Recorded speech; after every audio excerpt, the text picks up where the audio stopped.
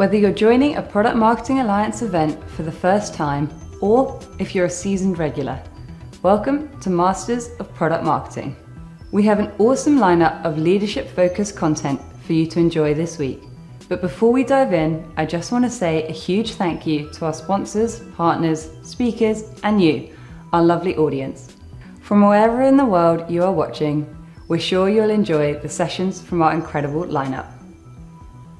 To get the most out of these sessions, please ensure you are sharing your feedback and asking your questions in the comment section, and our speakers will be answering them throughout the day.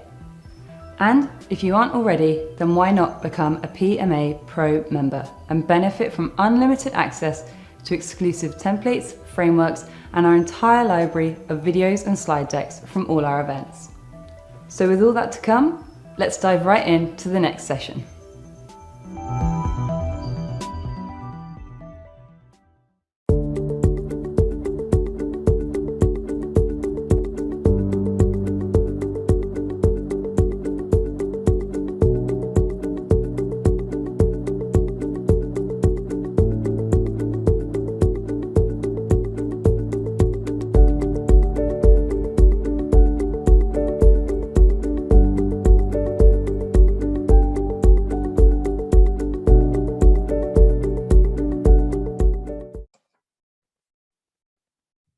Hi, my name is Rupal Shah, and I'm here to talk to you about some enablement basics for product marketers. I have over a decade of experience in both high-growth startups and established companies focusing on B2B product marketing and enablement. So I bring a pretty unique perspective on how both sides of this world work. Now, let me start by asking you a question. How often have you wondered why all that activity that you're doing to enable your sellers isn't hitting the mark? Why is your product launch or feature not selling, right? After all, you've done tons of amazing work and you've created great content and done so much training and enablement. Why isn't it working? Well, let me start by saying that while activity can be a leading indicator for an accomplishment, your ultimate revenue metric is going to be the sale, right? And it's not always a direct linkage. While it can be a leading indicator, not a direct linkage. There's so many other things that need to be in place in order for you to achieve your final metric that you really need to think about those things. And so my goal for today is to give you some of those things that you walk away with the tangible basics that will make your content stick with your sellers. And the way I'll do this is in 3 parts. The first is starting with the foundation that you really need to think about before creating that content for your sellers. And this is by either partnering with your enablement team, or if it's with you in terms of owning that function, that, really thinking about putting this foundation in place. Second, by just some basics on how you make your content stick with your sellers. And then finally, some tips and tricks that will really put that icing on that cake. So with that, let's get started with the foundation. Now, too often product marketers focus on just getting that boulder up the hill, right? Let me just get this product out the door and hit all the checklist items in my work plan and create my bill of materials, and I'm fine. It's going to be great. I've reached that summit, but what people forget about is that without this foundation that I'm about to talk about, you end up having this rock go up the hill only to have it come back down again, because you're going to have to rinse, repeat. You're not scaling and it's not sticking. So there's 3 things that I want you to think about that need to be in place in order for your sellers to get engaged and your enablement to be effective. First and foremost, you need to start with a culture of learning. You need to have solid infrastructure, and you need a way to measure and monitor progress. So let me double click on each one of these. Let's start with the culture of learning. So this really starts with meaningful, relevant content. And I'll get into it in a little bit what that looks like in terms of a few things, but you need to have already built up a reputation so your sellers know what to expect and they look forward to it. You also need a way to pull input in from the field, whether it's a voice of field program or whatever that is, so that they feel like they're part of the messaging, because ultimately they're your brand ambassadors and you want to make sure their input is valued and that they're seeing the value. Next, you want to make sure that your content updates, your launches, all of those things are on a set schedule. This is something, especially new growth, high growth startups tend to forget about, is that while product can sort of go to the cloud whenever they want, if it's not a predictable cadence, it's going to make it really hard for your internal sales teams and all the functions working to rely upon it. And then when they're relying upon they can plan for it. I've had sales leaders that have gone and blocked out people's calendars to take training, right? We've had days, dedicated days of this is your time and your period to take enablement, right? So there's less noise, there's less things for them to have to filter, and it's sort of just given to them in this beautiful package. Go take this training, learn what you need to learn, and move on. Last and most importantly is your top-down executive support. So for any new thing that you want your sales to activate on, you need to make sure your sales leaders and executives have bought into what you're doing and be willing to carve out that time that I just talked about for them to learn it. Now, without this, you're just pushing that rock up the hill, and in worst cases, you're actually having rain and snow come down on top of you, making it even harder. So do yourselves a favor and ensure these basics are in place in terms of learning behaviors and expectations before you push enablement out. Next, let's talk about infrastructure. So just some basics here. You need to make sure you have a learning management system or an LMS, right? To assign, track, and monitor your training. As you get more mature, you can start thinking about other things like certification workflows, fancy interactive courses, but at a minimum, you need to be able to create the coursework rather, assign it out to people and measure and monitor it to make sure they're taking it so you can hold them accountable and hold yourselves accountable. Next, you need to make sure that you have a place to put all this amazing content in place. While your courses can be content, they're not the root source. You need your source material, your customer-facing material, battle cards, all that great stuff. So whether you have Seismic, HighSpot, or whatever other things that may be, you need to make sure it's easy for your sellers to find it. And of course, you need a librarian. This is something that a lot of people forget. They think that, okay, I've got this great taxonomy and I've got this content in there and then they're done, but you're not done. You actually need a process. You need somebody to manage that process, to consistently and constantly catalog, archive, and monitor usage. Otherwise, it just ends up becoming this college bulletin board with everybody sort of posting the next big thing out there. And it just makes it hard no matter how great your taxonomy is. So really don't miss out on that role as you're thinking about putting this foundation in place. And then finally, it goes without saying, but like most things in life, your seller's attention is finite, and you really need to make sure you have an established way to prioritize your work so as to not overwhelm yourself and your sales team.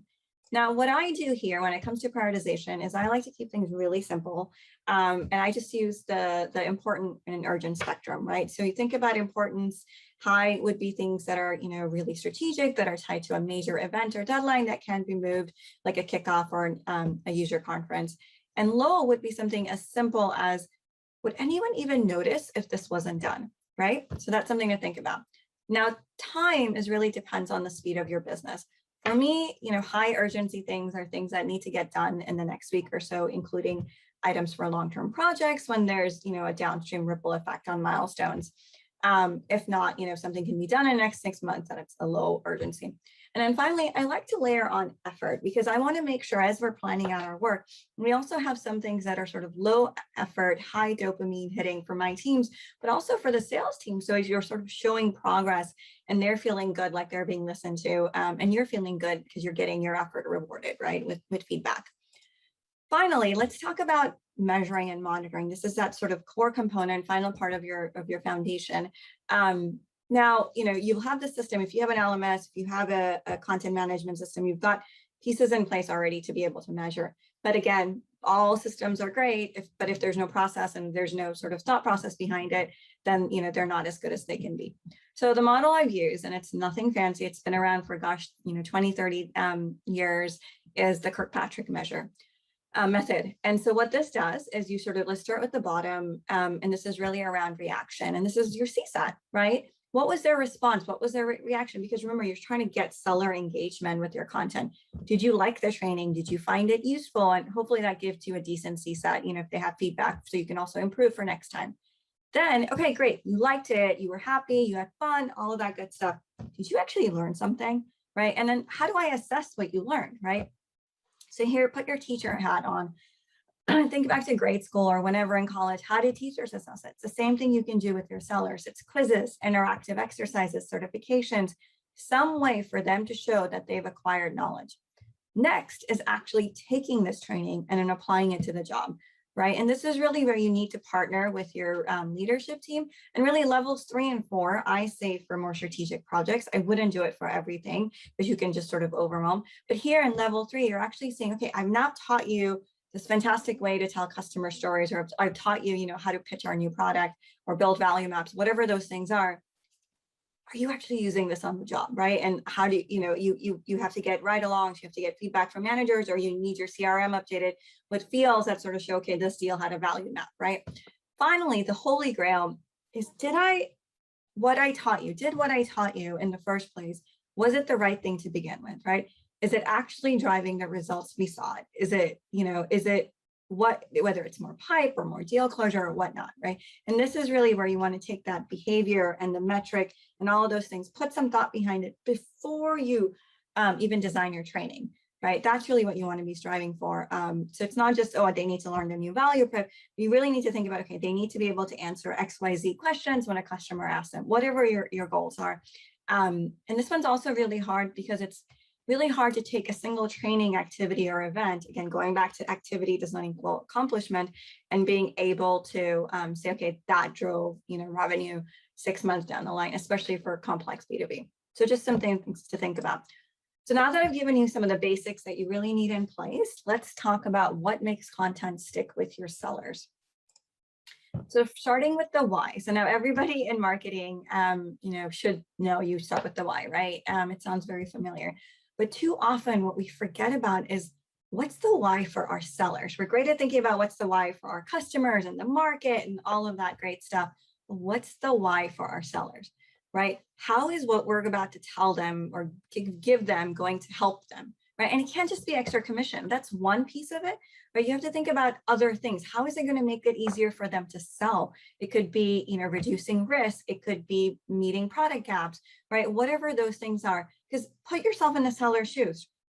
On large deals or in large complex enterprise deals, your AE is managing a lot of risk, right? And any change, especially if it's a new stage product, could add risk to that deal. Why would they take that risk on? So you want to make sure you answer the question, what's in it for me from a seller perspective, and think just past sort of the customer business problem solution, which, while important, really think about your more immediate need, which is getting the sales team to evangelize this product for you when they go out there and put it in their bag. Next thing I want you to think about is you think about launch, right? If you're going to go for a big bang, that's fine. But before you push this thing out the door, think about early adopters. Work with your product team to get those early adopters, get those testimonials, all of those things from customers, or get sales reps, AEs, to actually go and get some early wins for you. And then when you get those, evangelize that feedback and get those AEs to be the advocates for your products, right? Humans are wired to listen to people like themselves, and they are more likely to listen to another AE than they are somebody in marketing. I mean, I hate to say it, but it's the truth, right? They're more likely to listen to their peer groups who are out there on the street selling and getting this thing out there than they are listen to you. So that's really important, right? And that leads me to sort of my next point, which is that all this great content, all of these things, you are not the hero of the story. Just like, you get AEs to evangelize it for you for other AEs, keep that in mind. Be like Yoda. You're not Luke, right? You're not the ones out there on the front line selling this thing. And so act like a mentor for your sellers, because that's your ultimate goal. Your ultimate goal is scaling. You want to teach them to fish on their own. And scaling requires that you are not, the hero for the story, that they themselves are the hero. And then finally, I want to talk a little bit about tiers and launch tiers, because a lot of times when we create launch tiers to actually figure out, okay, how big of a deal do we want to make this? What are the activities that are involved with this product launch? We tend to forget that every group has a different perspective, right? So when you think about product, they might have fallen in love with this new technology because it's really cool and it's really amazing, and it's wow, but it may not be a big deal if it can't be translated into market fit, or if you're talking to a business buyer or a salesperson. And then the inverse can also be true, in that sales might want something that's a really big deal to them that maybe isn't as big of a deal to the market, right? Because it's a table stake item, or it's a bug that makes it harder for an SC to go demo it. So all of those things give each group a different perspective. And it's really important when you're evaluating how I want to launch this, that you don't lose that sales perspective in terms of why this is important to them. It'll also make that message stick for your sellers better if you come in with that sort of forethought. So hopefully that gives you some foundational work in terms of what needs to be in place, how to make your content sticky. And what I want to do next is just wrap us up with that icing on the cake, right? Some of those tips and tricks that you should be thinking about. So first and foremost, make it fun and entertaining, right? Learning cannot be boring. And frankly, we're just too busy to keep it like that. So think creatively, whether it's videos, cartoons, costumes, simulation, whatnot, to get your content across to your sellers and make them want to take your training and learn in the process versus something that's more of a check the box chore kind of exercise, right? You don't want what you have to say to become one of those things. So think about entertainment, not just education. The next thing I've seen happen, and this has been especially high during the time of COVID and virtual learning, is something that educators have been doing for some time now. And it's this notion of flipping the classroom, right? The whole idea here is rather than you come into the classroom and learn, or whether it's a webinar or whatever in our work environment, by death by PowerPoint and me talking at you and telling you how awesome this is, and here's what you should be, blah, blah, blah.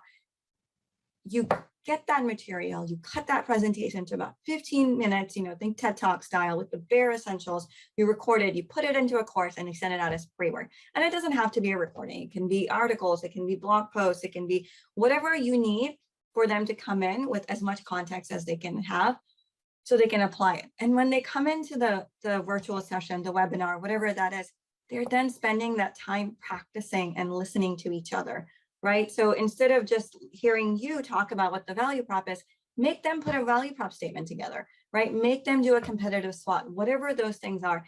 And then as you're doing that, you're working with your enablement team to get the breakout room set up. Have your product evangelists be in each of those things. So whether it's the AEs that we talked about earlier, that will become your product evangelists when you do your pilots, or it could be the product managers themselves, have them be in those breakout rooms. And you yourself as a product marketer, get in on those breakout rooms. But remember, you're Yoda, you're not Luke, and you're there to really ask thought-provoking questions and prompt them and get them to think about this. And also get feedback too. This is a great way for you to also get feedback on your messaging. Is it resonating, right? It's a great way to sort of get on the scale feedback from various folks in your sales team. Finally, gamification, right? This has been around for a while, so it's nothing new. But as you're thinking about working with your enablement team and thinking about how to get content to stick, you really need to think about gamification, right? Whether it's competing teams with fun prizes or races, whatever it is, badges, just make the learning fun and celebrate that learning, right? Make sure you recognize those people, reward those people who won, who've done well. Because ultimately organizations that have done this have better seller engagement. And if your sellers are engaged, you're more likely to have your sales move forward. So keep that in mind. So hopefully, let me wrap this up. So hopefully you walked away with some tangible basics on how to make your content and really your enablement content stick better with your sellers. And remember, activity does not always equate to accomplishment. So if your sellers aren't pulled in, they're not going to want to sell as much as they could, right? So focus on a seller engagement as much as you do customer and buyer engagement. So with that, I want to thank you for your time, and hopefully that gives you a good perspective. Hit me up on LinkedIn and let me know if you have any questions.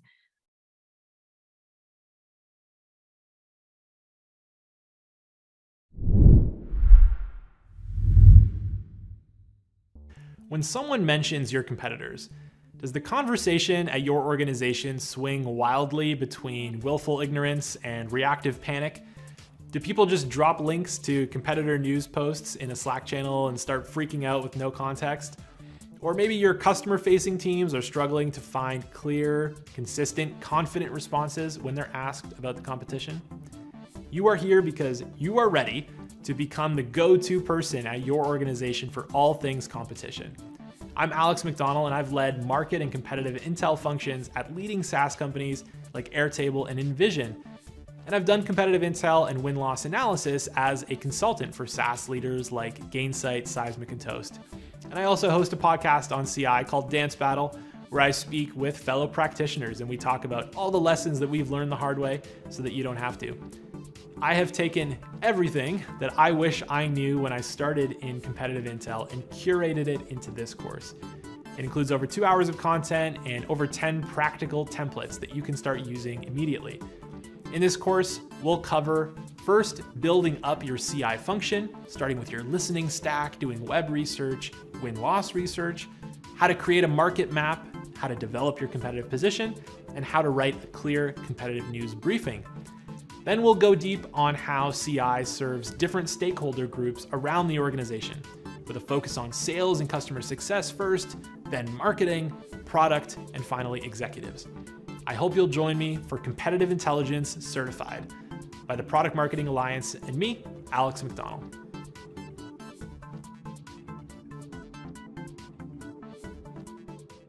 Vidico, how does it work? You tell Vidico, hey, I need a video. Let's say for a product launch. We say great. We can produce a brand video, case study, software walkthrough, even animation. That was cool. Yeah, it's pretty cool. Vidico is like going on a road trip with the fam. Whether you're in tech or e-commerce, we guide you through the whole process and make you a video you'll be dying to share.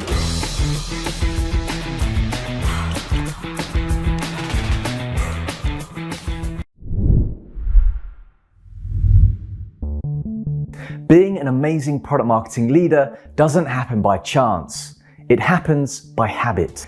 Product marketing certified leadership has been built on the back of decades worth of experience from some of the world's best known brands with one goal in mind: helping you be the best leader you can be. Crammed with real life case studies, over 12 hours worth of content, templates, exams, and more, this course is everything you need to lead with authority, confidence, influence, and innovation. Every piece of material within the 7 modules and 29 chapters has been vetted, tested, and approved by senior level product marketers from companies like Amazon, Uber, and HubSpot, serving up game-changing insights throughout. By the time you've wrapped up the final module, you'll be able to define what it takes to be a great product marketing leader, build and scale your team, understand how to successfully manage your existing team, use methods for leveraging data, know how to become the voice of the customer, understand how teams work cross-functionally, and improve your strategic thinking. The beauty of the course is you'll have the freedom to work your way through the modules at a pace to suit you. It's 100% self-paced. You'll even get lifetime access to the curriculum, paving the way for refresher sessions forevermore. Visit productmarketingalliance.com to get leadership certified and spearhead your journey to the top.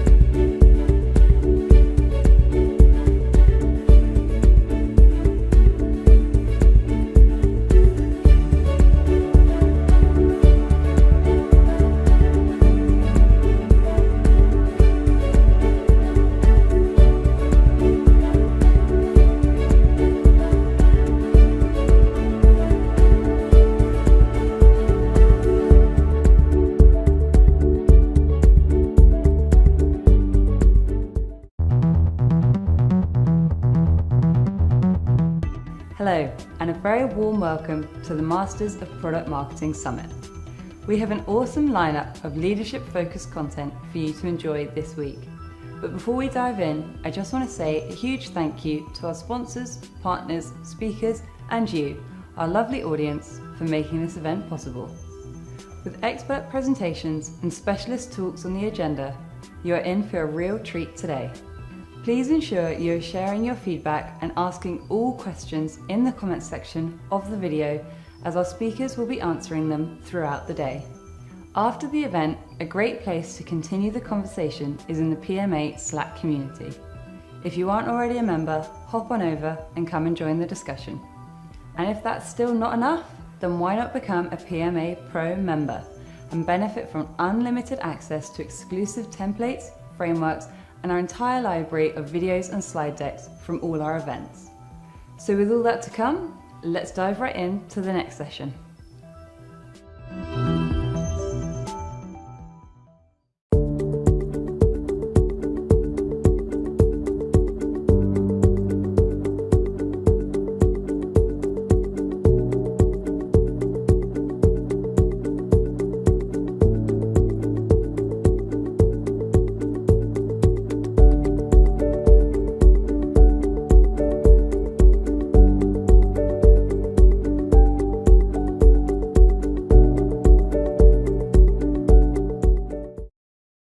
Hi everyone, welcome to From Nobody to Somebody, how to get to know your consumer in the market research process and win big. Today's session is presented by Manser, a new innovative B2B market research solution.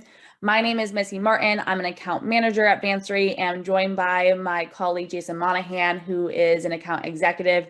We are really excited to dive deeper into this topic today. So thank you so much for having us. To get right into it, Jason and I this past week connected with product marketers on Manser's platform. We sent out a survey to many different people across all different industries, and we asked them what problems they're facing. And one of the questions that we asked was, what's the most time-consuming portion of your job? And the two main highlights were one, research, and then two, managing the communication and sharing information from that research process effectively. So today, Jason and I want to share some tools that will make the research process easier and more effective so that you can save time and also be more successful in your role. 100% of the product marketers that we talk to are doing some form of research a month, and 40% are doing some form of research 3 or more times a month. And so I think the main takeaway here is that research is an integral part of the product marketing role. And as a result, many of you are using a lot of different tools. 70% of the people that we surveyed are using 5 or more tools, whether that's quantitative tools, qualitative tools, video conferencing tools.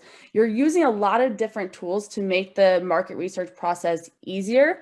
However, the problem is many of these tools live in different areas. They're different companies, different platforms. So it's harder to manage and doesn't make the process as seamless as it could be.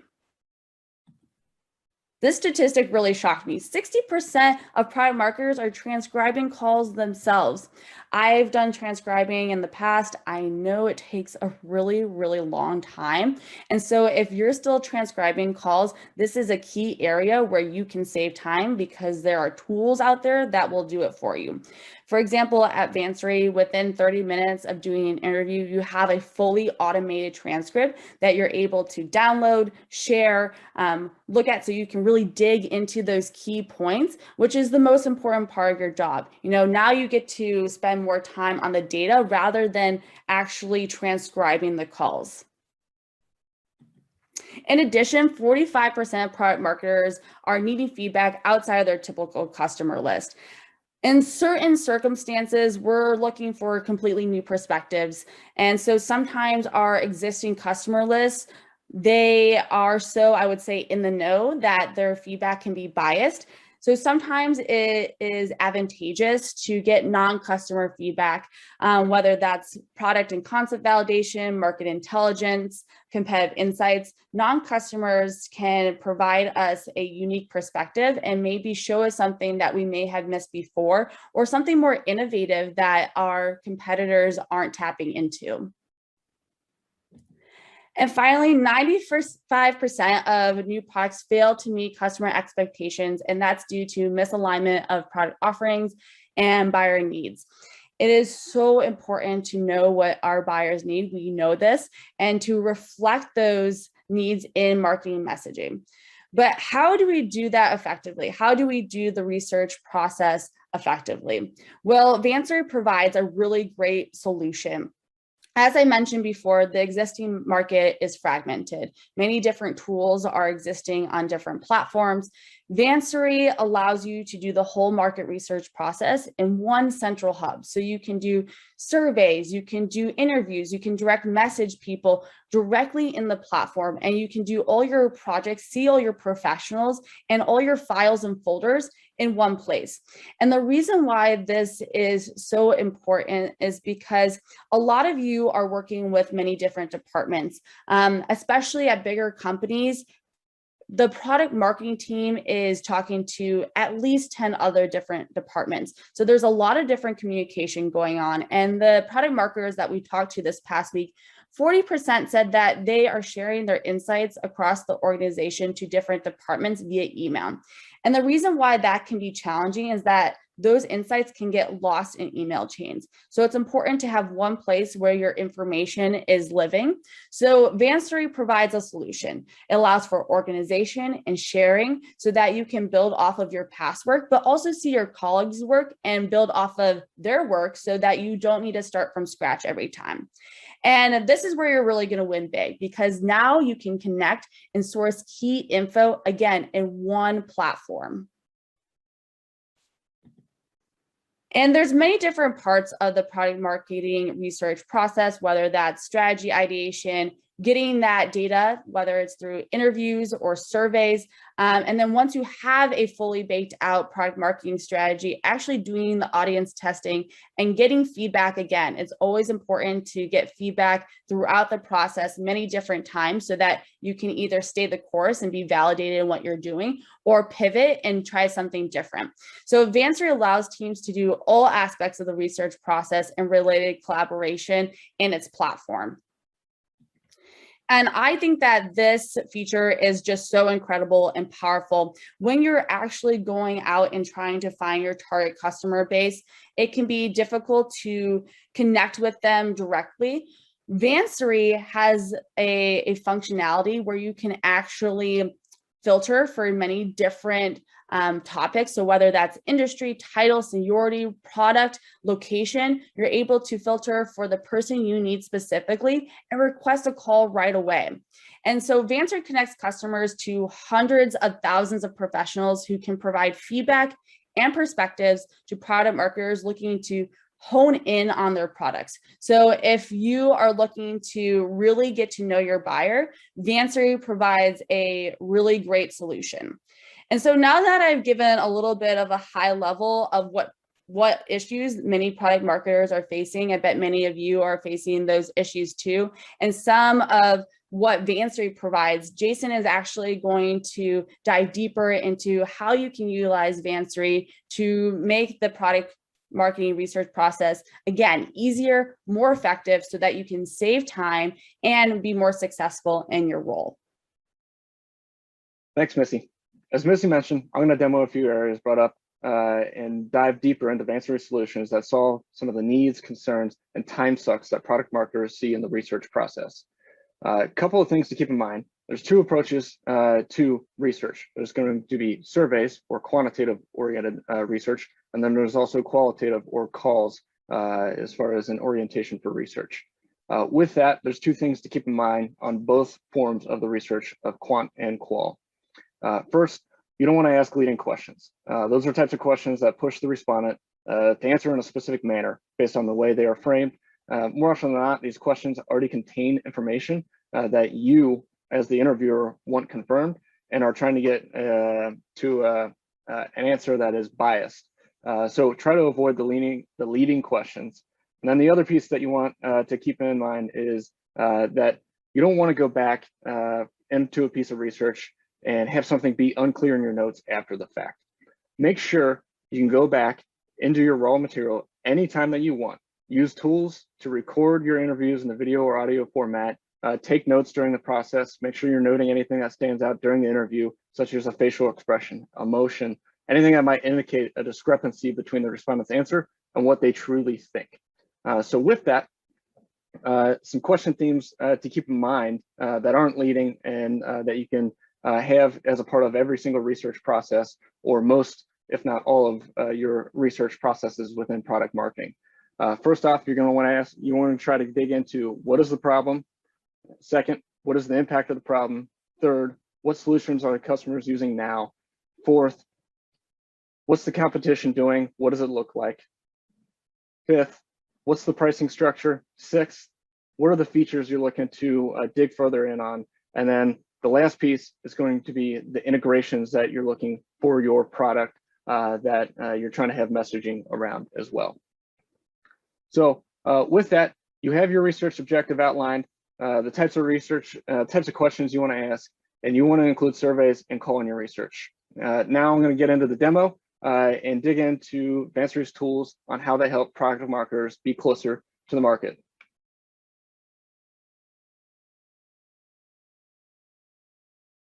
So when you log in to Manser's platform, you're going to have a main dashboard screen. And the first thing that you're going to want to do is create a new project. With that, we're going to label this project the PMA test project. You're going to want to set it up as surveys and calls, because I mentioned before that you want to do qualitative and quantitative oriented research. With that, let's say we want 10 calls as a goal, and we don't want this particular project to repeat with any frequency. We hit next. As far as a description for the project, we're going to call this the PMA test, and we will leave it at that. You can add any description that you look for in your particular projects or that specific initiative as well. Once you create the main project and enter into the description, you get to the survey section for the quantitative data data collection as well. With that, I'm just going to showcase how to set up one type of question, and that question is going to be a long text response. There are other options that are available to you in there, but the one question that we're going to just put in there as an example is what tools does your current solution have that alternatives do not? Let's really get into the feature question set that I mentioned before as types of questions you would like to ask. Once we create that question, we can then hit next on the project creation and go into what the search filters and who you want to participate in that project. Let's say for this specific initiative, as Missy mentioned, you want to find your target market and the personas or the people you want included in your research. So for this particular initiative or project, let's take a look at sector and have that be technology.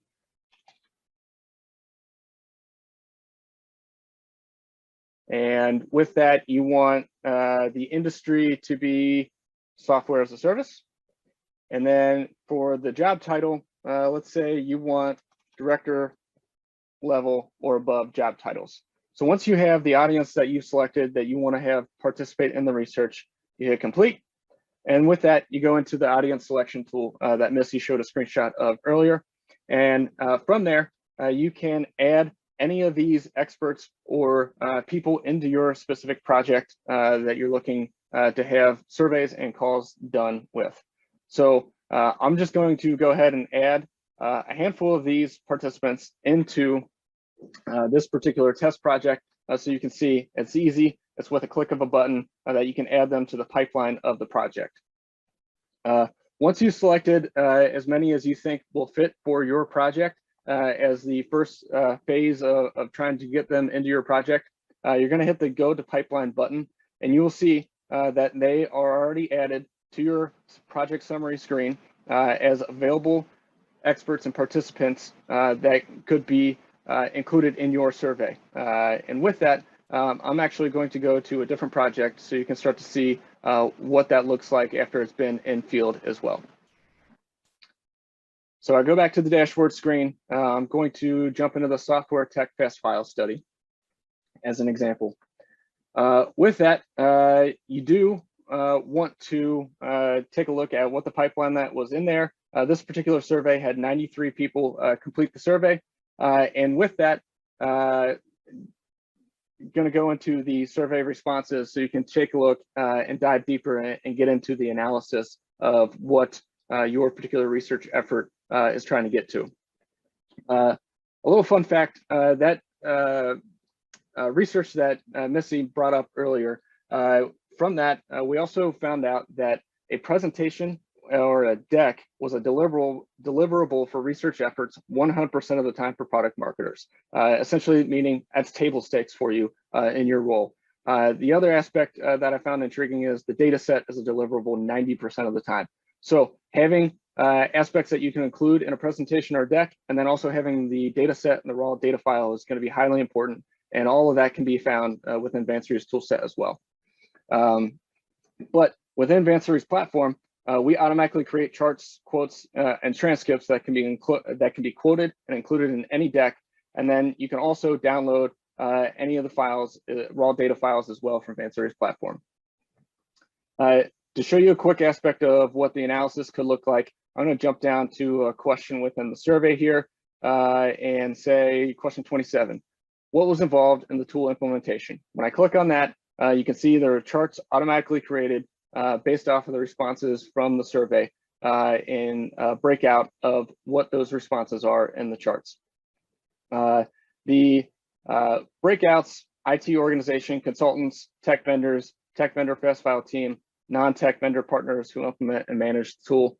Let's say we're interested in that particular section, the non-tech vendor partners, and there's 17 respondents that answered that particular way within the survey. And those are people that you want to talk to further, is in the sense of digging in and having a qualitative approach. You can schedule, you can actually click on that, and you can see who has answered that question in that manner and the job titles that they have. And when you hover over their job titles, you can actually see a snippet of the actual profile of the person that has answered the question in that manner. So in this instance, the Senior Vice President of IT, Mike Smith, he's at Volkswagen. And from here, you can say, I actually just want to message him directly with one quick follow-up to this question, or you can actually request a call for the qualitative field and schedule a call in the next couple of days to talk to Mike Smith over the phone on a video call that can be recorded and transcribed for you as well. A couple of clicks and you have it scheduled on your calendar for you. Another aspect is to make sure to take a look at the profile of Mike Smith. It can help you contextualize some of the data before speaking to him. So with that, you can actually click right into Mike Smith's profile from your survey screen and your data analysis screen to get a little bit further background on Mike Smith. You can see his picture, quick summary, his work experience in the sense of where he's currently working, his what his responsibilities are, as well as past work experience in companies.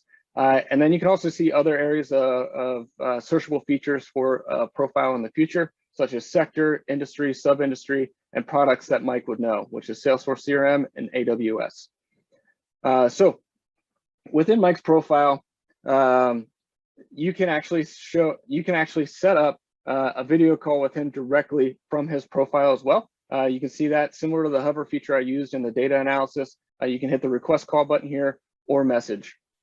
And I'm actually going to showcase a video of what that call setup process looks like as well. This is going to a different profile, but we will walk through this. Looking at Drew Martin's profile, you click request call, you assign it to the project that you're working on. You integrate your calendar with Vansery's tool, and you say, these are the time slots that I'm available to talk. Drew Martin says, great, received. One of those times works for me. And once you go to your home dashboard screen, you can see once he schedules the call, it'll be in your upcoming calls for the schedule on the upper right-hand corner. When it comes time for the call, you can jump into the call. You can make it just an audio portion, or you can have cameras on as well. And you can join the conference from there. And this is the screen that you're going to see as an interviewer. You can take notes that the person that is joining the call that you're interviewing cannot see. They can turn on their video as well. And once you have the call set up, it has some typical features that you would see in any video call platform. You can chat with them directly within the platform. And then you can also share screens for any UX-oriented work as well, and ask them to walk through how they're using a specific platform or piece of competition that could be intriguing for you.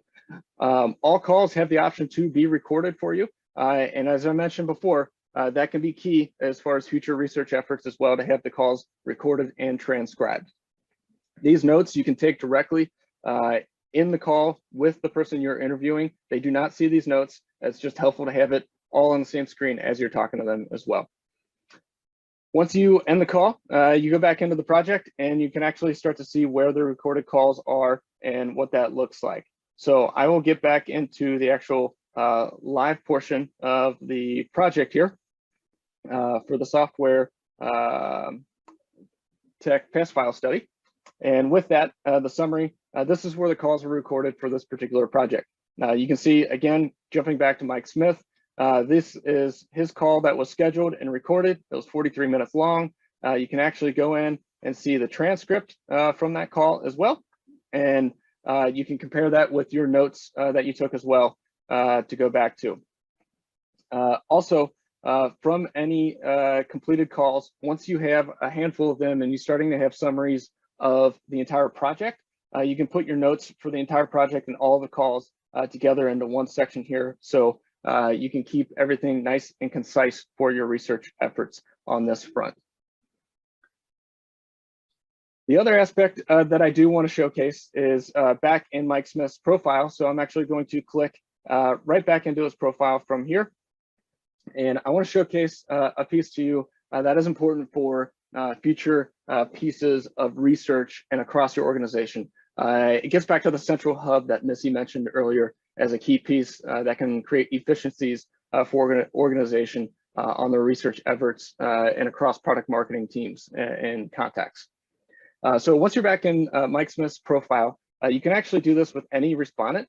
You can add a tag to their specific profile, and I'm just going to make one up. I've been watching Ted Lasso recently, and big fan of the show. So I'm just going to create this custom tag and say, hey, Mike Smith is part of our Ted Lasso project.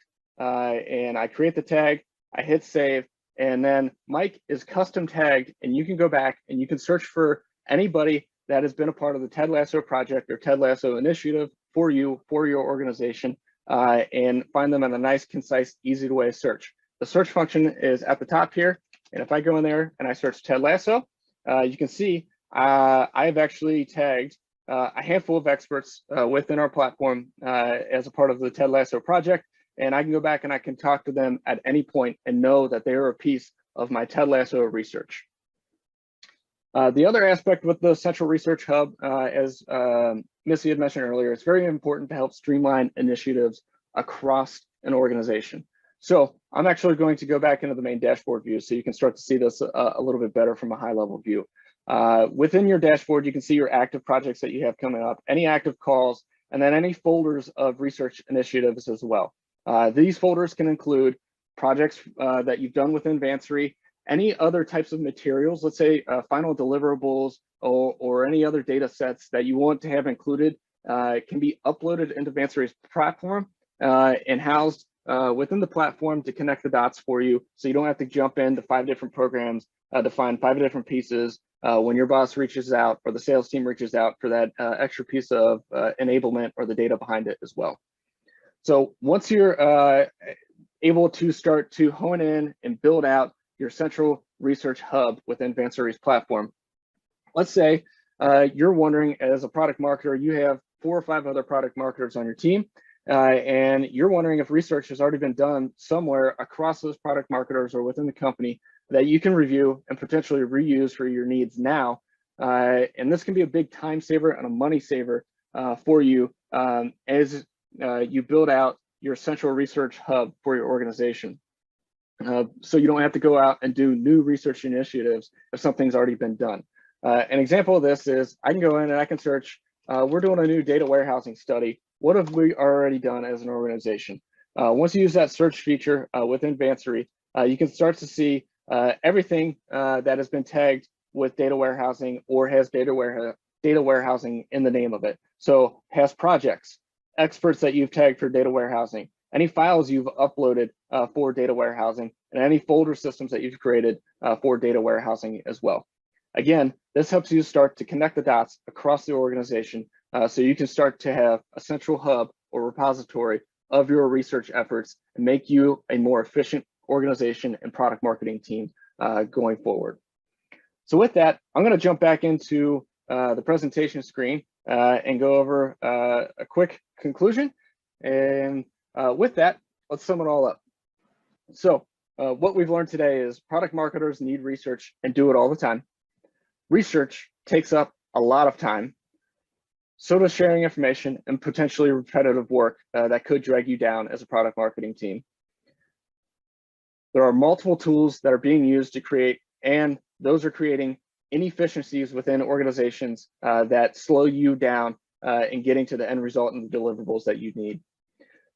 Also, research beyond the customer list is needed.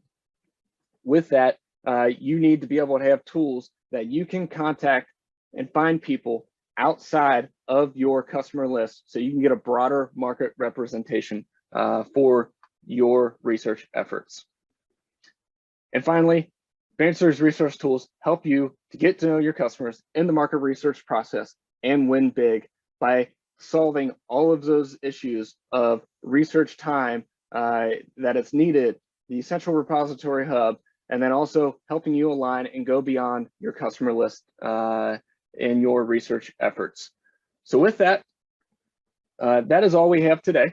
And again, my name is Jason Monahan. I'm a sales executive here at Vansery, and Missy Martin is an account manager at Vansery. And we're looking forward to answering any questions that you may have. Thank you again.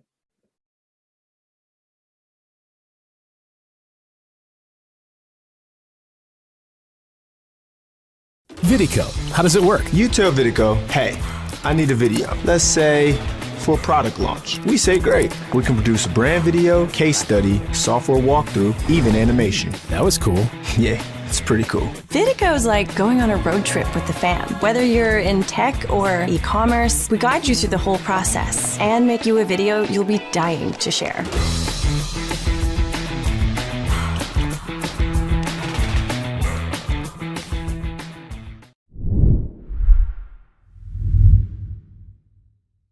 When someone mentions your competitors, does the conversation at your organization swing wildly between willful ignorance and reactive panic? Do people just drop links to competitor news posts in a Slack channel and start freaking out with no context? Or maybe your customer-facing teams are struggling to find clear, consistent, confident responses when they're asked about the competition? You are here because you are ready to become the go-to person at your organization for all things competition. I'm Alex McDonald, and I've led market and competitive intel functions at leading SaaS companies like Airtable and Envision. And I've done competitive intel and win-loss analysis as a consultant for SaaS leaders like Gainsight, Seismic, and Toast. And I also host a podcast on CI called Dance Battle, where I speak with fellow practitioners and we talk about all the lessons that we've learned the hard way so that you don't have to. I have taken everything that I wish I knew when I started in competitive intel and curated it into this course. It includes over 2 hours of content and over 10 practical templates that you can start using immediately. In this course, we'll cover first building up your CI function, starting with your listening stack, doing web research, win-loss research, how to create a market map, how to develop your competitive position, and how to write a clear competitive news briefing. Then we'll go deep on how CI serves different stakeholder groups around the organization, with a focus on sales and customer success first, then marketing, product, and finally executives. I hope you'll join me for Competitive Intelligence Certified by the Product Marketing Alliance and me, Alex McDonald.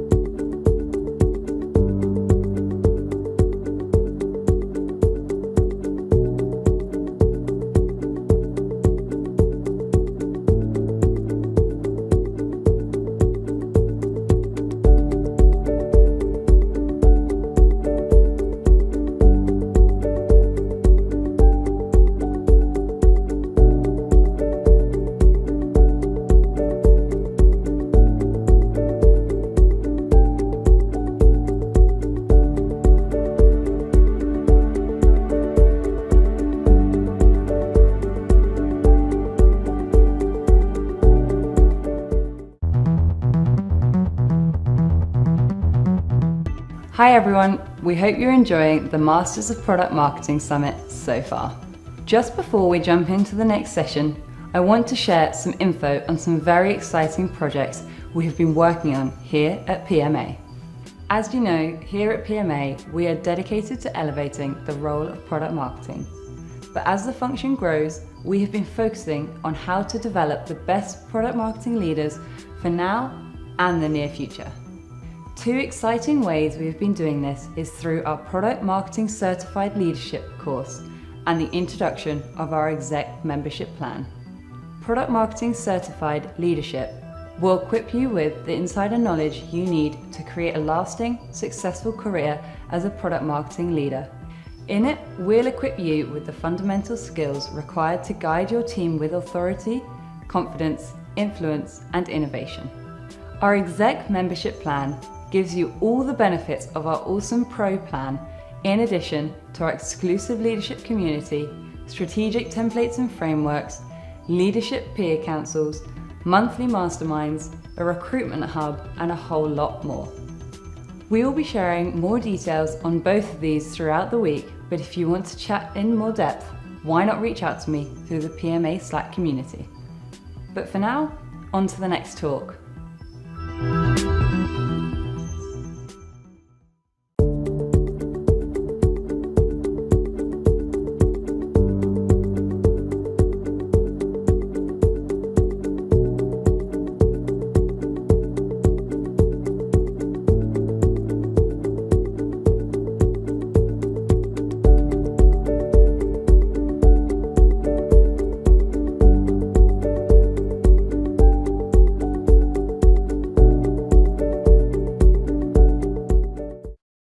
Hi, everyone.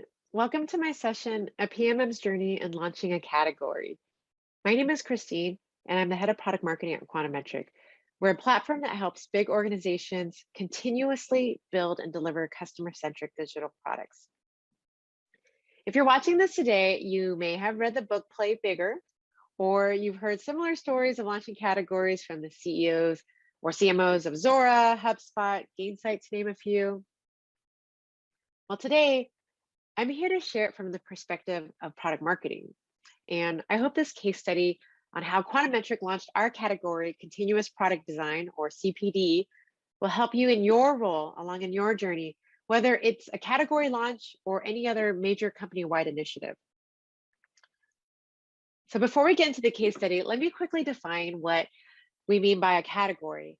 The traditional definition refers to a category of software, right? Buyers, analysts, journalists, we need categories of software. We're humans. It helps us compare things of a similar nature.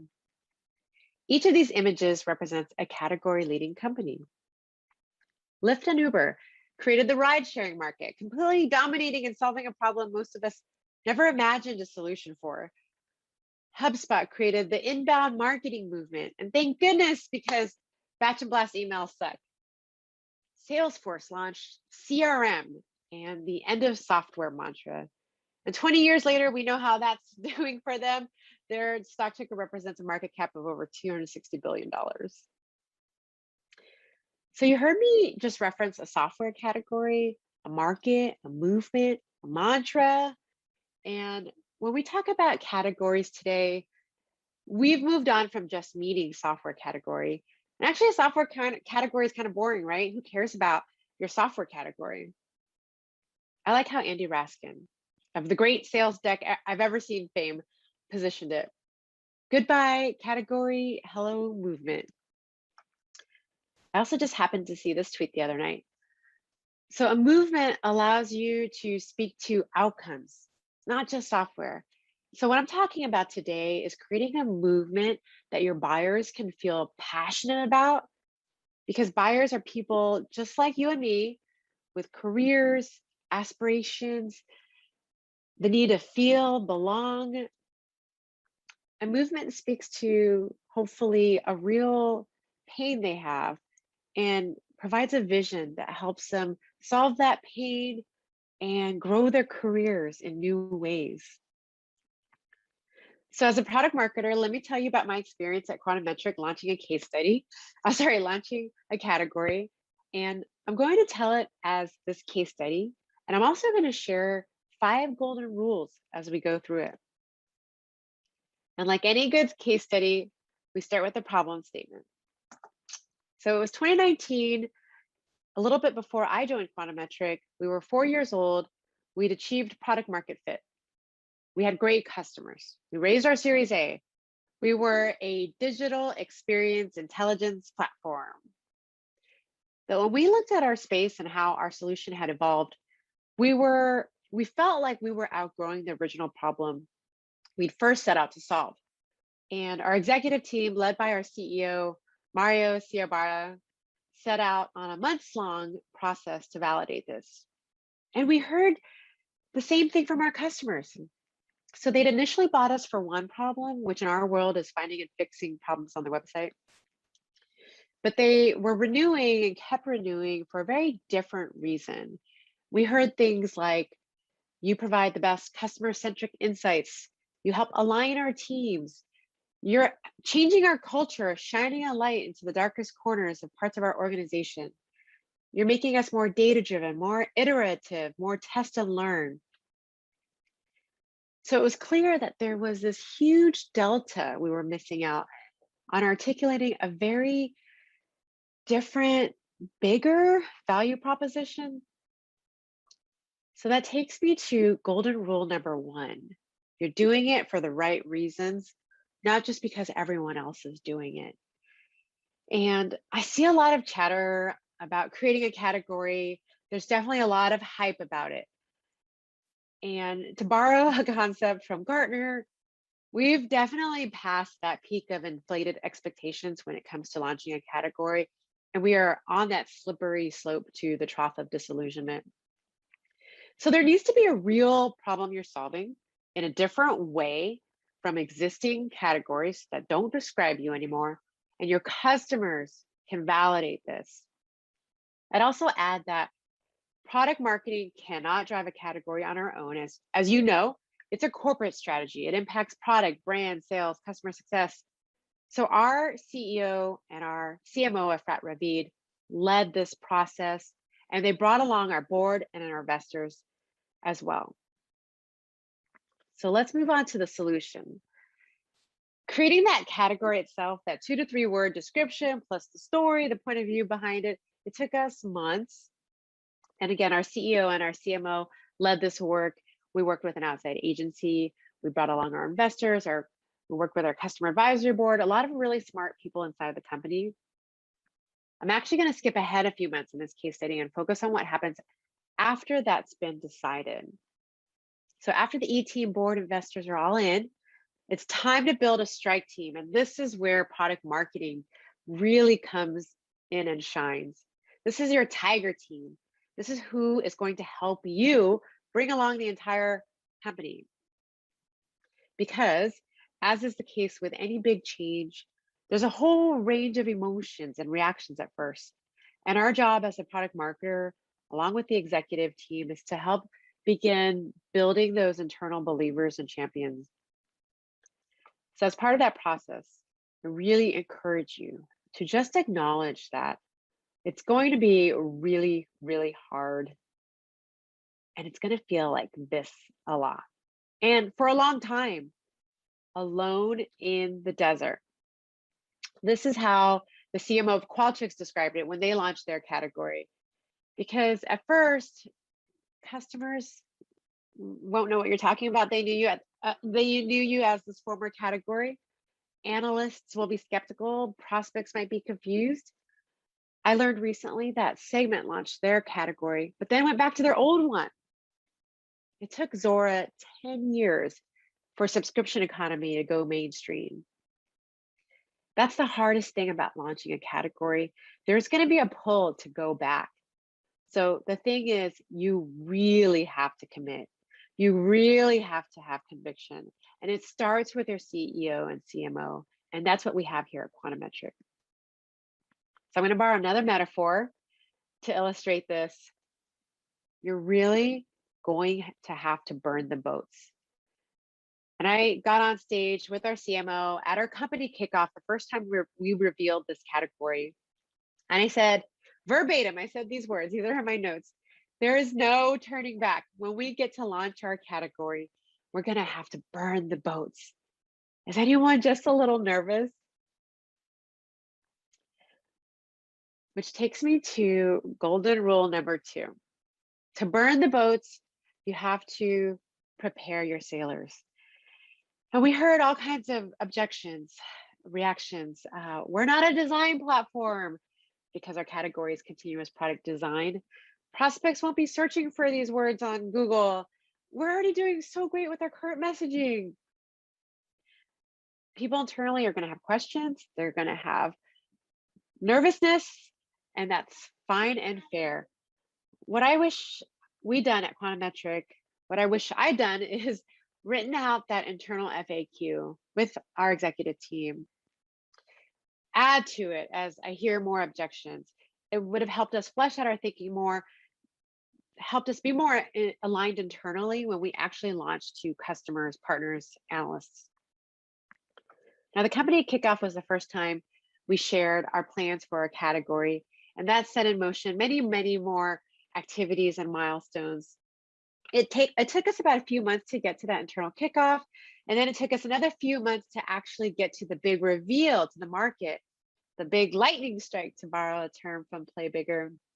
And every time we met with internal stakeholders, we had this high-level plan and the next level down. And this kind of view, I feel like, was really helpful just to continue building that alignment internally, providing that big picture, but also communicate that there's a lot of work to be done.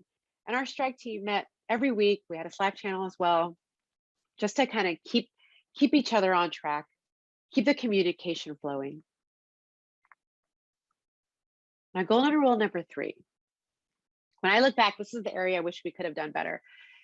So hopefully you'll learn from our learnings, and you'll realize what I mean by this golden rule if you hear things like, this works for executives, but not our level of buyers, or our level of buyers are directors and they don't care about this vision. And to borrow a reference from Mean Girls, we're just not going to make fetch happen. So I learned from a really great blog post by Jennifer Johnson. She was a 4-time CMO and part of the Play Bigger team. She articulated this point really well. And she stated it as, don't over rotate.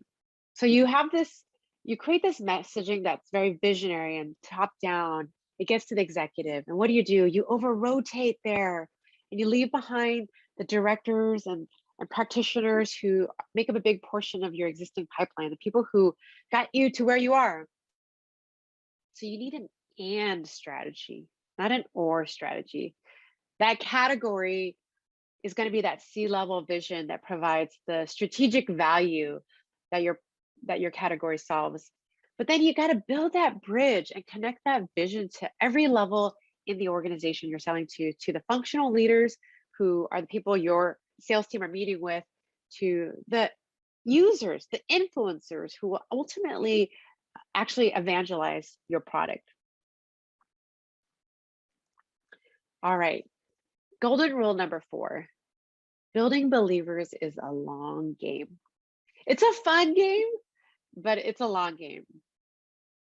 So I know you guys are going to figure this out as product marketers, but maybe just a few tips along the way.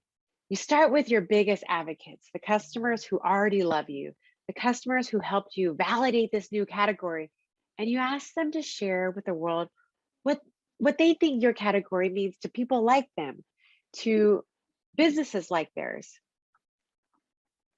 You give your customers reasons and ways to talk about your category. So we actually engaged the chief digital officer at one of our customers, Bed Bath & Beyond, to write a white paper with us. Talk about credibility. We turned it into a 1-hour certification. And when customers share our content or their certificate on LinkedIn and elsewhere, we promote these internally. It has a double effect. It keeps the momentum going internally, and it encourages a social boost to our customers so more people can see. Now, I said earlier that category creation is a company-wide strategy. And so it's not just a marketing play. we've aligned our post-sales process to our category. This is our continuous product design maturity curve. We've built out a systematic approach to help our customers up this maturity curve. This was led by our customer success organization. And so every time they're in a onboarding and a training and a readout, a QBR, they're really reinforcing our category because it's really a methodology, not just a narrative. We're helping our customers even launch continuous product design centers of excellence. A little tip. So listen for when customers say your category name. It's the best, it's the best feeling. So we've got alerts on for when customers or prospects say the name of our category, and sometimes you learn some really interesting things. So I go back and I track down the account manager or the AE or the customer success rep, and I ask, why did our customers say that? How did you get them to talk about continuous product design? And then we retell those stories at our all hands, so everyone internally can hear those stories. It's proof that we're building believers and that our category is resonating. All right, let me say a word about analysts, because when it comes to building believers, you just can't leave out analysts, especially for enterprise software. And they will be skeptical. They've heard it before. They hear it all the time from startups like ours. And then what happens, right? So they're looking for traction and they're looking for proof points. They're looking for customer validation. In the early days, they're going to put you in their existing categories. And this slide from Gainsight shows how Gainsight thought that Forrester and Gartner viewed them before the concept of customer success existed. So what worked for us in speaking to the Forrester and Gartners of the world is we created a bubble slide just like this, a little bit more complex, but it helped us articulate how we're different, where we're similar, how we bring point solutions together. And I got a lot of great feedback from analysts on that, who it just helped them really put us in their world and what they see. Now, my biggest learning in working with analysts is you've got to bring them in at every stage of your category creation, from the very ideation point to once you actually have a point of view to get feedback on, and definitely again before the launch.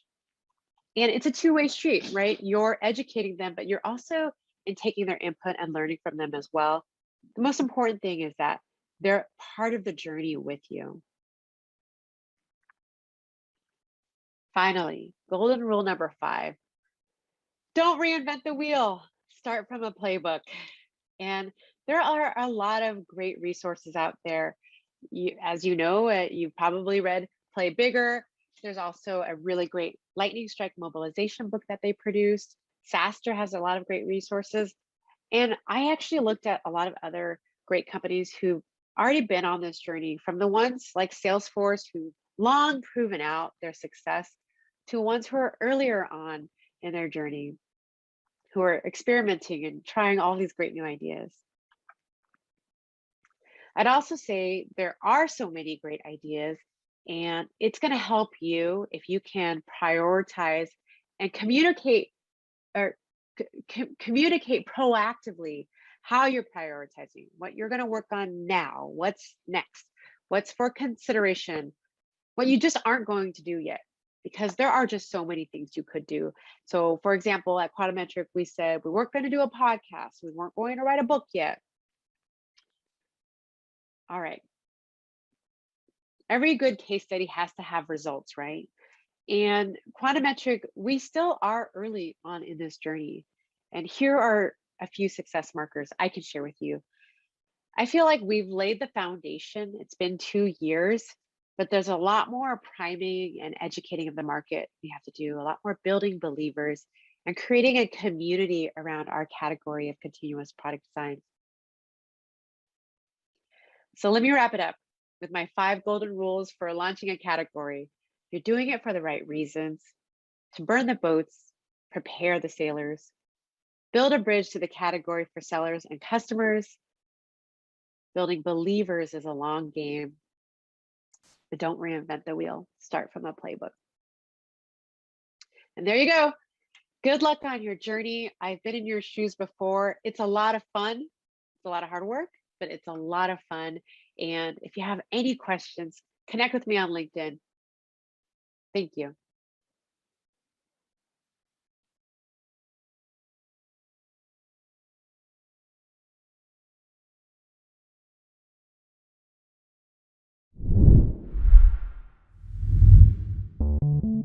Being an amazing product marketing leader doesn't happen by chance. It happens by habit.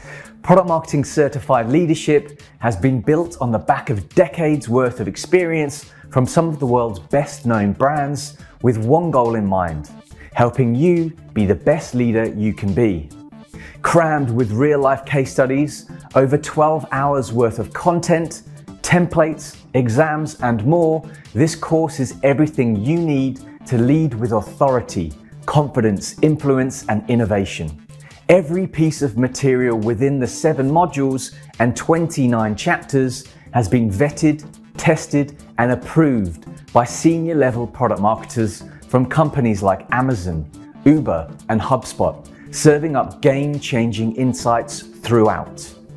By the time you've wrapped up the final module, you'll be able to define what it takes to be a great product marketing leader, build and scale your team, understand how to successfully manage your existing team, use methods for leveraging data, know how to become the voice of the customer, understand how teams work cross-functionally, and improve your strategic thinking. The beauty of the course is you'll have the freedom to work your way through the modules at a pace to suit you. It's 100% self-paced. You'll even get lifetime access to the curriculum, paving the way for refresher sessions forevermore. Visit productmarketingalliance.com to get leadership certified and spearhead your journey to the top.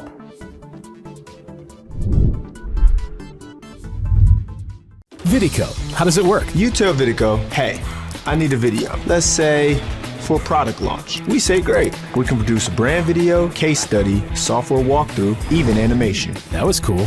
Yeah, it's pretty cool. Vidico is like going on a road trip with the fam. Whether you're in tech or e-commerce, we guide you through the whole process and make you a video you'll be dying to share.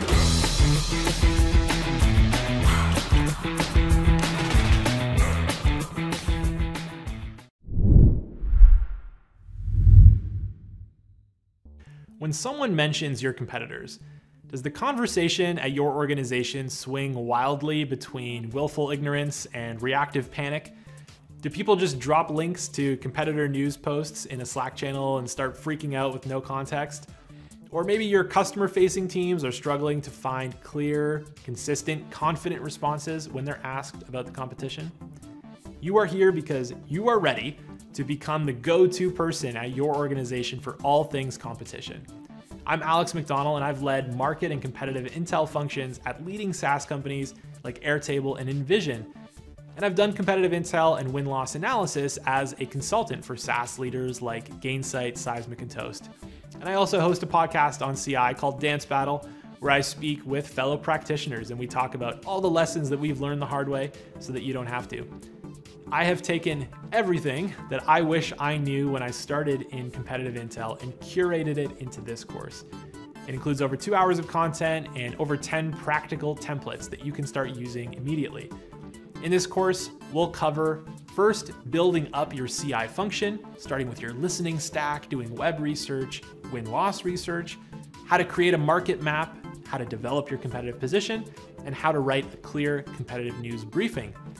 Then we'll go deep on how CI serves different stakeholder groups around the organization, with a focus on sales and customer success first, then marketing, product, and finally executives. I hope you'll join me for Competitive Intelligence Certified by the Product Marketing Alliance and me, Alex McDonald.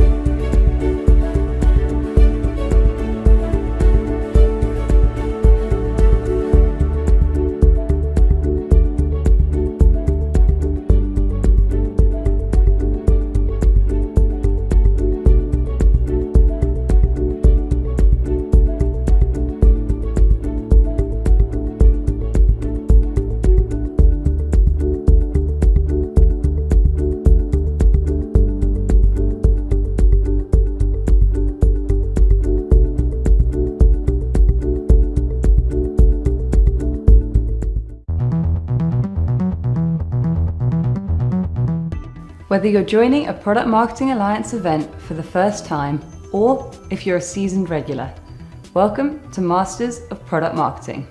We have an awesome lineup of leadership-focused content for you to enjoy this week. But before we dive in, I just want to say a huge thank you to our sponsors, partners, speakers, and you, our lovely audience. From wherever in the world you are watching, we're sure you'll enjoy the sessions from our incredible lineup.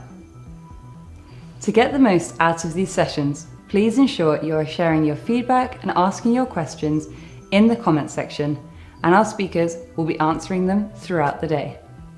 And if you aren't already, then why not become a PMA Pro member and benefit from unlimited access to exclusive templates, frameworks, and our entire library of videos and slide decks from all our events. So with all that to come, let's dive right into the next session.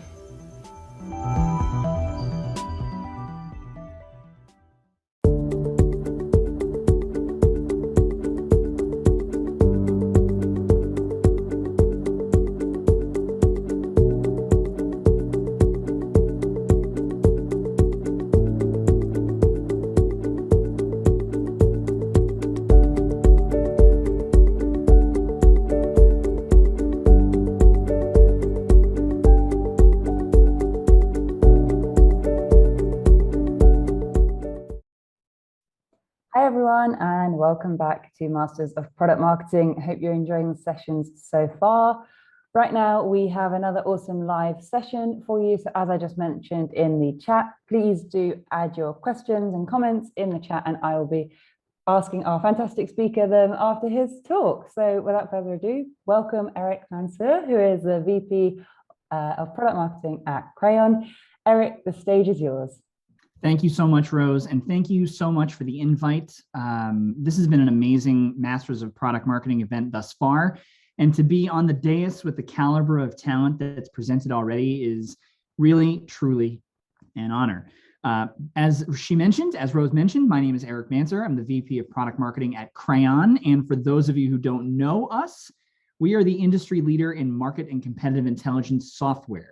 And I work with enterprise and mid-market companies to help them use CI, or what we call competitive intelligence, to create a sustainable business advantage. Now, without further ado, let me get into the specifics as to why I believe that if you haven't started taking a good hard look at what your competitors are up to, today might be a great time to start. I think there are two core reasons why companies big and small need to start competing like they mean it. Sort of a catchphrase that I'm going to come back to time and time again in the presentation, but and I'll explain what that means at the end. But the first of these two core reasons is a cliche, but it's a real one. The stakes are only getting higher. I know you've heard that 1,000 times, right? Look, the numbers don't lie. Every year, Crayon puts together the State of Competitive Intelligence report, where we survey more than 1,000 product marketers and competitive intelligence practitioners. And it's because of their own responses that I think that there are a ton more sharks in the water than there were a year ago. In fact, 84% of respondents said that their industry is getting more competitive, which is an impressive number. But let me do you one better, one click down. 59% of product marketers at large enterprises say that their industry is getting much more competitive, much more. And about 57% of small enterprises say that more than half of their sales deals are now competitive. Think about that. More than half of large and small enterprise businesses are either feeling competitive pressure in the plurality of their opportunities to close new business, or they're feeling the heat of their competition more broadly. Remember how I mentioned sharks before? Well, not only are there more of them in the water, but the sharks are also getting smarter. So here's another reason why you should start competing like you mean it. Your target audiences are drowning. Of course, they're not literally in danger, but after a year of limited human interaction, Zoom fatigue and the like, they're experiencing increasing levels of numbness with regards to marketing messaging. For many of your intended consumers, a lot of what it is that you're saying to the market may start sounding a lot like what your customers are saying, or I should say, what your competitors are saying. And this is where the competing like you mean it comes in, right? It's differentiation. It's not because you want to or because you feel like your company needs to stand out. It's because your target audience is crying out for something unique, something that can grab their attention and can cut through the clutter. And quite frankly, having empathy for your customer is the most critical part about being a product marketer. It's what separates us from everybody else in the marketing disciplines. So one of the best ways for us to demonstrate empathy is to offer our prospects a unique experience from awareness to advocacy. And that's where I think compete like you mean it really comes to grasp, right? It's a rationale that makes you think that, look, I'm able to differentiate myself within an environment filled with sharks and make sure that I can stand out in front of a world of other competitors that are trying to steal my new business.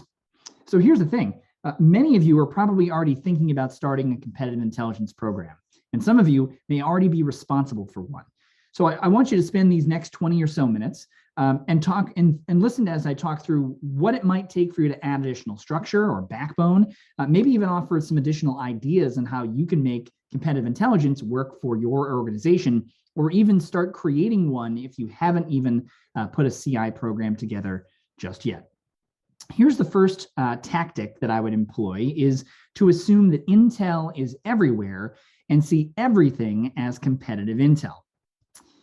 If you already work at a company that's serious about CI, then you know there's a lot of information that's out there in the universe, and the traditional methods of acquiring that information have become largely obsolete. Here's a case in point.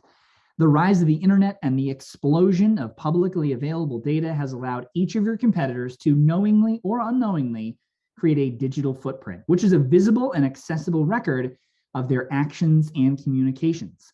But I gotta tell you, it's more than just tweets and blog posts. It's SEC filings and changes to their corporate leadership. It's rounds of venture capital, transcripts of keynote speeches. Crucially, it is the things that they are saying to their prospective customers. And review sites and the like are saying the things that their actual customers are saying about them.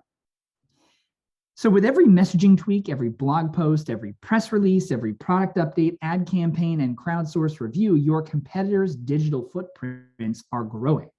In other words, competitive intel is everywhere. So if we take that statement at face value, then it stands to reason that your company now has an opportunity to engage with your competitors' digital footprints and generate insights that are both actionable in the moment and can drive tangible business impact down the road. And you'll notice I really emphasize the use of the word footprints, not footprint, because it's only the rarest of companies have one singular competitor. Your task is going to multiply every time you identify a new threat in the market. But the key part about the idea that intel is everywhere is realizing that everything, and I mean everything, is intel. Research isn't just about identifying your competitors and tracking their digital footprints, farming and compiling the nuggets of relevant data. It's actually about seeing patterns in those data points, connecting the dots between seemingly disparate pieces of information and understanding there's probably a narrative that can be woven from all of those loose threads. Think about it this way. Let's say your competitor updates the logos on their homepage to exclusively showcase SMB and mid-sized clients. And a few days later, they do the same with their case studies, and then they publish a new blog post that seems specifically geared towards a mom and pop audience. Now, on their own, these data points represent a few minor changes to a website and maybe a few content pieces. No big deal. But when you think about them together, when you sort of do the additional analysis, these elements seem to point to something different, and maybe a shift in positioning, maybe an impending change in their product strategy, or maybe both. The upshot here is this. To do this properly and to compete like you mean it, you need both process and proactivity. You got to be regimented about the collection and interpretation of competitive intelligence, really important, but you've also got to combine that with a high level of corporate motivation. Your higher ups need to have this underlying belief that the work that you're doing now is going to pay dividends in the future.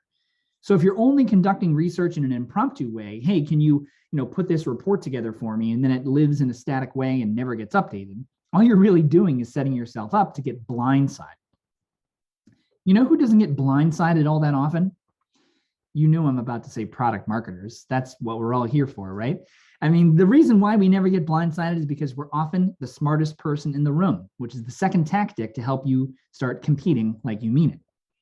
Our first tactic focused on our competitors' digital footprints, but no matter how vital that data might be to your CI program, competitive intel doesn't start and end with information gathered from the open web. In fact, field intelligence, or the information that can only be gathered by your team in the field through genuine human interaction, remember that, is often considered to be valuable by 99% of CI practitioners, according to that survey from our most recent State of Competitive Intelligence report. Wait, 99%. That's almost close to perfect. Now, what do I mean by your team in the field? Well, these are market-facing employees, customer and prospect-facing colleagues who build up a rapport with key stakeholders outside your organization. And then they leverage those relationships to gather information about your competitors. Gathering information, building rapport, leverage. Now, if you're getting a lot of Cold War CIA vibes from that statement, I hate to break it to you, it's kind of the same thing, but the stakes are obviously considerably lower. Because your average CIA agent is actually charged with cultivating relationships with people who are in the know, human people who have information that the CIA wants. So when your salespeople are talking to prospects, or when your CS team members are talking to customers and their opposite number drops a little nugget of information about your competition in the conversation, it's important for your colleagues to share those nuggets back up through your company. And as a product marketer, you're the quote unquote handler of those agents in the field. So you're collecting the intel that they've gathered and you're interpreting it to the best of your ability. Let's take apart that term for a second, the handler. I know you've only seen it in spy movies, but in your unique role as a product marketer, you're probably spending a tremendous amount of time interacting with those sales reps, customer success team members, and other people within the organization who are public facing. Let's say product managers, for example. And each of those groups are regularly exposed to high value intel. Sales reps talk to chatty prospects, and product managers deal with feature conscious customers. And customers trust their customer success managers so much that they're willing to share intel that they themselves have gathered about your competition. But unlike the CIA, whose handlers are just another cog in the wheel, you're also the person who can analyze that information, interpret it, and help others take action with it. So you're not only the unique position to being exposed to all of this high value intel, you're also looked at the person who can categorize it, crystallize it, and then re-deliver it in a form that actually drives business impact. See, it's not being the smartest person in the room, like some product marketers want to be or claim to be or actually are, means you've embraced your role as a sponge for information. Not only can you absorb intel, but you can also retain it and you can release it on demand. And for me and for many product marketers that I talk to, the on-demand part of the role is the best part. I have conversations with customers and competitive intelligence practitioners, product marketers alike, all the time. And they're constantly telling me that they are regularly invited into conversations and asked to attend meetings that are like way, way, way above their pay grade. And the biggest reason why is because they bring a unique perspective that's influenced almost entirely by industry knowledge and the secrets for which everyone else in this room, a Zoom room or otherwise, are unaware of. So if accessing your competitors' digital footprints, like we mentioned the previous tactic, is actually digital, then compiling field intelligence very much the analog version of what we talked about. Remember, genuine human interaction. But when you combine those online and offline data sets, well, friends, you won't be just the smartest person in the room. People will be looking at you like you're a genius. Let's get to the next tactic, which actually makes direct reference to those people in the room that I just talked about. This is being an organization's pivot point. Chris Paul is one of the greatest point guards to ever play basketball, and Andrea Pirlo is arguably one of the greatest deep-lying playmakers to ever step onto a football pitch. That's right, Americans, I said football pitch. Both played entirely separate sports, totally different sports, but both of these two men occupied a similar position in their team. See, both Paul and Pirlo are, number one, rarely the person who are relied upon to lead the team in scoring. Two, they have unmatched on-court or on-field vision, which gives them the ability to play the perfect pass. And three, they have an innate ability to make everyone else around them play that much better. So in short, having somebody like Chris Paul or Andrea Pirlo or in that role can be the difference between incredible success or baseline mediocrity. As a product marketer, you act as the point guard or the deep-lying playmaking midfielder for your company. You are an organizational pivot point, and you're someone who's uniquely positioned to connect different spheres of influence within the organization, with competitive intelligence often being the thrust of those connections. Product marketers can help their companies literally activate competitive intel, which makes everyone in their company that much smarter and helps them to perform that much better. To put it in more specific terms, every conversation you have with your product management team is an opportunity for them to activate the intel that you got from your sales team. And that helps the product team help build a more differentiated product roadmap. And every conversation you have with your marketing colleagues is an opportunity for them to activate the intel that you got from a customer. And they can take that information and craft more unique positioning for the product or services, or just listen to that customer's intel and pay attention to it, right? And the list goes on. Any number of different job functions can benefit from you acting as that pivot point. But it's almost never that simple. One singular piece of intel on its own isn't nearly as valuable as collecting multiple data points to find a common thread. And in some cases, you sometimes have to use the other sources of intel to verify or confirm the intel you just got from the field. See, being a pivot point, isn't just tapping into the raw materials that are scattered all over the organization, distilling them down to their essential forms and empowering everyone to execute their jobs at a higher level.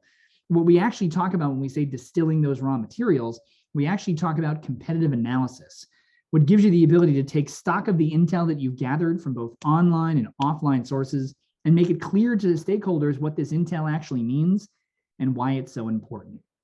What it means and why it's so important. Here is a real-world example. Let's say you notice your competitor updated their homepage logos to reflect a customer base of small and mid-sized businesses, only to then learn from a sales rep that the same competitor recently made changes to their pricing. Now that's offline data and online data combined. So with that analysis thing you've got plugged into your brain as a pivot point, you got to answer the questions. What does it mean? Why is it so important? And who needs to know this information and what should they do about it? So it's not just analysis, it's now putting it into practice. In your role as a pivot point, you are tasked with getting the right intel to the right people in order to inspire the right action. So without thorough analysis, connecting these dots or weaving the threads or making the perfect pass, there would be a lack of clarity around action items. Literally the answer to the question, what do we do about it? Without careful interpretation and making those proper connections, there's a legitimate risk that this intel could be either misinterpreted or worse, misused. Chris Paul and Andrea Pirlo are pivotal players for their respective sports. And as a product marketer, you've got tools at your disposal in the same way that those legends had. Look, I know that you don't have a ball in your hands or at your feet, but you can deliver curated intel in the form of a well-written, well-crafted battle card, or a weekly update email, or even a quarterly dossier about one of your competitors that you compile once every 3 months, right? These are deliverables that help you play that perfect pass and ensure that the people that receive it are in the best position to put points on the board. Actually putting points on the board, it's a great segue to our next topic, which dives just a skosh deeper into those deliverables themselves, how to activate intel across your organization. Now, I mentioned a second ago battle cards, which are often considered the classic example of a competitive intelligence deliverable. And that's because sales enablement, both the team and the job function for which battle cards are pretty valuable tools, they're often considered to be the classic example of a competitive intelligence use case. And that's for good reason, obviously. I mean, the numbers don't lie. Here's from our recent State of Competitive Intelligence survey again. Amongst businesses that activate CI with battle cards, 71% say they've improved their win rates as a result. And it gets better. Amongst businesses that have improved their win rates with battle cards, 93% say the improvements have exceeded 20%. 20% is the difference between a great quarter and a sales leader packing a cardboard box on a Friday afternoon. Battle cards drive impact, and they have a tendency to make a sizable one. But think about this.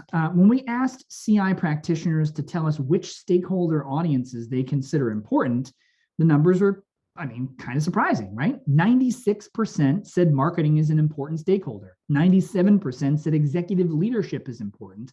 96% again said product management is important. And then 94% said customer success are important stakeholders to receive competitive intelligence. So I would argue that while sales and sales enablement through battle cards and otherwise are an ideal recipient of great competitive intel, they're certainly not the only recipients. I think about the dichotomy between companies that use CI across their organization and those who only use it to empower sales as a difference in their ability to recognize success as having a long time horizon as opposed to only a short one. See, battle cards are a great tool for achieving short-term goals, getting your sales team ready to vanquish their rivals in a deal that they're trying to close right now. Again, this is super important, right? Life is made up of a lot of right nows, and if they happen in quick succession, more closed deals, more right nows lead to a month, lead to a quarter, and lead to true business growth. But what about long-term goals, right? Things that aren't really measured with terms or timelines like weeks or months or right nows. Ask yourself these questions. Could your product management team confirm in a matter of weeks that they've delivered a product that redefines the industry? Could your marketing team prove in a matter of months that they were successful in creating a differentiated and recognizable brand? Could your customer success team tell you right now that their amount of negative churn is something that's worth being proud of? Obviously, I would argue the answer to those questions is no, but you'll have to ask that for yourself. So, okay, cool. Let's get competitive intelligence in the hands of people who need it. How are those people, those subgroups within your organization want to receive that competitive intel if it's not going to be in battle cards, which is a traditional sales style format? Well, from my experience, it depends on the audience, their level of regular engagement with data about your competitors, how frequently they're looking at competitive intel, and their confidence in speaking to it in terms that are more competitive in nature. How frequently do they have to talk to customers or talk about your competition in a certain way? So product managers, they like to be able to do a lot of their own research, but they rarely have the time to do their research in competitive intel. So what I'll try to do is give them a curated set of product and feature specific data from which they can draw some of their own conclusions, obviously alongside some of your own. And I think that's a great way to sort of create better alignment between your product management team and your product marketing team. Marketing teams themselves want big picture, top level, tell me everything I need to know type of deliverables. So once you see that there's a preponderance of evidence around a competitor making a big messaging or positioning change, you can put that data into a report and flag it to your marketing leader with the big themes and the clear and concise facts that can support those themes. Remember, inspire the right action. Customer success team members are a lot like their counterparts in sales, except instead of closing new deals, they are retaining and renewing existing ones. So I try to make sure my customer success managers have access to similar materials that our sales team gets, but scaled down to their specific use cases. Remember, they're playing with a bit of a home field advantage after all. So these goals, a revolutionary product, a cutting edge brand, an awesome customer retention rate, these are completely unattainable if you're only using competitive intelligence as a sales enablement tool. The sooner you embrace activation as something that goes beyond the battle card, and the quicker your company is going to start to compete like you mean it, which was the point of this whole thing, right? Tactic number 5, when you're talking about using something, competitive intelligence in this case, across the organization, you can start using adjectives and describing words like systemic, longitudinal, structural. I think the idea that CI can be foundational to your business is what we're going to talk about in our 5th tactic, which is using competitive intelligence as your organizational backbone. This philosophy around compete like you mean it isn't only about building a competitive advantage, it's also about sustaining one. And I think in a way, that's probably even more important, right? Establishing your organization as the market leader over a long-term period doesn't mean you've just won. It means you're continually and consistently winning. Remember the stats from earlier, the one where 59% of large enterprises said that their industry is getting much more competitive? Well, compare that to 44% of small enterprises, 46% of medium-sized businesses, and 41% of small businesses. As the stakes go lower, the numbers get smaller. So if you're a Fortune 500 company or a Forbes Global 2000 company, or you've got aspirations to be one, you got to start thinking about winning constantly, because every slip up, every opening you leave for an upstart to exploit could spell disaster. It's not about living in fear of your competitors, though, right? It's about making certain cultural shifts to recognize that to thrive And perhaps just to survive in a crowded market means you're going to always have to either maintain a lead or strive to gain one. It's the reason why companies just like yours are either investing in a true competitive intelligence function, literally a team to rally the troops around, or they're buying a software solution that's dedicated to the task, like Crayon and other solutions in the space, or in many cases, they're doing both of those things. But regardless if they invest in team or technology, what they're adding is structure to a CI program. They're giving it a backbone for which the entire company can feel supported by. When everyone's reading from the same playbook and everyone's on the same page, that's when the whole organization can rally together around a common goal. And when that occurs, and competitive intelligence becomes part of your company's DNA, every department understands the role they play in fending off the opposition. Well, what are those roles exactly? Well, product management needs CI to help them maintain a differentiated product offering to provide unique value to their customers and really in their prospects. And speaking of prospects, sales and marketing need to communicate that unique value and convince prospects that yours is the only solution that can solve their problems. Customer success, on the other hand, needs CI to help them prove that unique value and keep customers convinced that your solution is the only solution that can solve those problems. And executive leadership cannot make important strategic decisions in a vacuum. They need CI to help them understand where the market's moving. And where the market moves, sometimes goes your competition. When it's instrumented well, when it's integrated into your company's key communications channels, and when it's helping to augment other business operations platforms, competitive intelligence can become structural, something that cross-functional projects can be built around. So when I say instrumented, I mean plugged into where your teams are located. When I mean comms channels, I mean throw it into Slack when it exists within Teams or any other chat functionality. And when it's plugged into Salesforce, when it's part of Seismic or HighSpot, when it's in your other business operations platforms, that's when competitive intelligence sort of can, become a cultural thing within your company.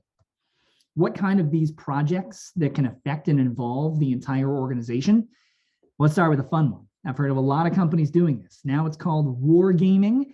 And it's when each of your colleagues has a strong understanding of the competitive landscape, they can truly sort of put on the hats of your competitors. It allows for very interactive, very thought-provoking exercises that one group sort of identifies vulnerabilities in your own company strategies. You're using competitive intel to know so much about your competitors that you're able to anticipate how they try to take you down. And then you're using that knowledge to literally strengthen your own organizational defenses. Here's another activity, growth planning. Not always fun, but given what you know about your competitors' marketing and your sales and product strategies, what tactics and strategic initiatives can you leverage over the course of the next quarter or half year or the next 5 years in order to drive the best results? And finally, probably one of the best ones is using CI to help empower your organization when you're building towards a revenue event. And if you're the buyer, the very company you could be looking to acquire could be a competitor for which you've got a massive amount of intel around. And if you're going for a round of funding, competitive intelligence can help you build a case for prospective investors as to why your solution is a horse that's worth betting on. And the same goes for an IPO or a sale to a larger company. The better you can tell a compelling story to those people who hold the purse strings, the more lucrative the resultant transaction is going to be. Each one of these examples requires a pretty sizable team effort, and it means your entire company is rallied around the common goal. And when CI is structural, when it's part of your company's DNA, your competitive backbone, however you want to call it, it means your colleagues are in complete lockstep with everyone ready to compete like they mean it at a moment's notice. I've said the phrase compete like you mean it a couple of times. We've talked about it a lot over the past 20 minutes, but what does it actually mean? We talked earlier about the fact that product marketers everywhere are feeling the heat of their competition and that their target markets are sort of tired of hearing the same old crap, right? We discussed 5 tactics to help you do it right. Embracing the belief that intel is everywhere and that everything is competitive intel, that you should act like both the smartest person in the room and the point guard for your company by activating competitive intelligence across multiple departments and using it as a lever for true business growth, and recalibrating your organization's architecture to sustain a competitive advantage. It's my view that either on their own or combined together, these 5 tactics can pay major dividends. But what does compete like you mean it really mean? Let's get introspective for a second. Too often in corporate life, we go through the motions. We finish one project and then we go tackle another, right? We're just scratching another thing off the to-do list. We're all guilty of it. We all feel this way. But if there's one thing about your job you should do with a plum, an activity or a set of initiatives that you can really get truly passionate about, isn't it the thing you can do to lead you or your company to win, to ship a market-defining product, to retain a massive customer in the face of a rival, to build a disruptive brand, to create a real or perceived advantage in the minds of a target audience, to win that competitive deal, or to make your investors, your stockholders, and your employees rich upon their wildest dreams? I mean, if you can't get ginned up for that, maybe you're in the wrong line of work. I would encourage every employee and every company to compete like you mean it, because the race is never truly won. And when you're always a mile offshore and there's always a shark in the water, the relentless pursuit of competitive advantage should be your only motivating factor. My name's Eric Manser. I'm a product marketer. I love to compete like I mean it, and I am so appreciative of your time and attention. Thank you to the Masters of Product Marketing for having me. Thank you to Product Marketing Alliance for having me, and I really appreciated speaking with all of you this afternoon. Amazing. Thank you, Eric. We appreciate your session, and there is some lovely comments basically saying that your slides and amazing presentation skills are almost distracting from the awesome content you're sharing. So kudos to you. Okay, cool. So we do have a question around how many competitors would you advise people are tracking? It's a great question. I think there are some companies that sort of get, you've heard this expression before, analysis paralysis, where they take too broad of a view of what a competitor is, when in reality, your competition are those that are actually representing an existential threat to your business. Where are you losing more deals to, or who are you coming up against in more competitive opportunities? Who is literally encroaching on your turf that is coming out with a product that is so more affordable than yours or more disruptive than yours, then it's literally going to cause a problem for you in the future. So I'd like to say that a lot of companies should try to narrow it down to those that are really the biggest threats. And then the other ones, the sort of those that are just outside of your peripheral vision, you keep a cursory glance on, or a sort of a little bit of an eye on, because they're really not going to bring your company to its knees over a quarter or a year or 2 or 3 to 5 years. But some disruptive organizations, the bigger threats certainly are. So I can't give you an exact number because it's going to depend on your market or your company or where you play within. But I would try to keep it as small as possible so you can really focus on what matters most to your sellers, to your product managers, customer success, executive leadership, and others, those threats that are really dangerous in the moment and even beyond. Yeah, absolutely. And there's kind of a follow-up question to that we've got about a minute to cover.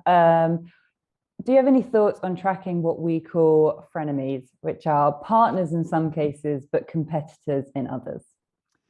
Yeah, I mean, that's the thing about the technology landscape specifically. Whereas if you build a product that has a particular use,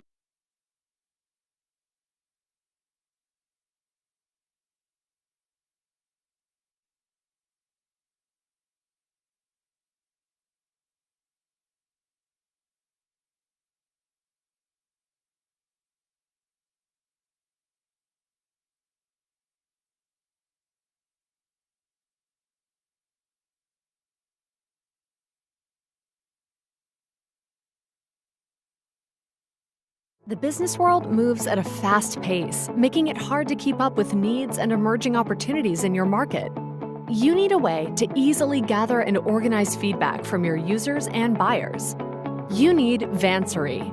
Now, companies can streamline both their quantitative and qualitative research through a single digital platform. The Quant-to-Qual tool allows users to pull insights and survey large groups so you can identify the most interesting respondents and then engage them directly via a one-on-one call or text exchange, transforming existing scattered feedback and research channels into one easy experience. Click into the most interesting data points to see who provided them, then schedule a qualitative phone or video session to dive deeper. Vansery's platform allows you to engage your market through user feedback sessions, buyer interviews, or large surveys, in whichever sequence best suits your needs. If you're ready for a better research experience, you're ready for Vansery. Request a demo today.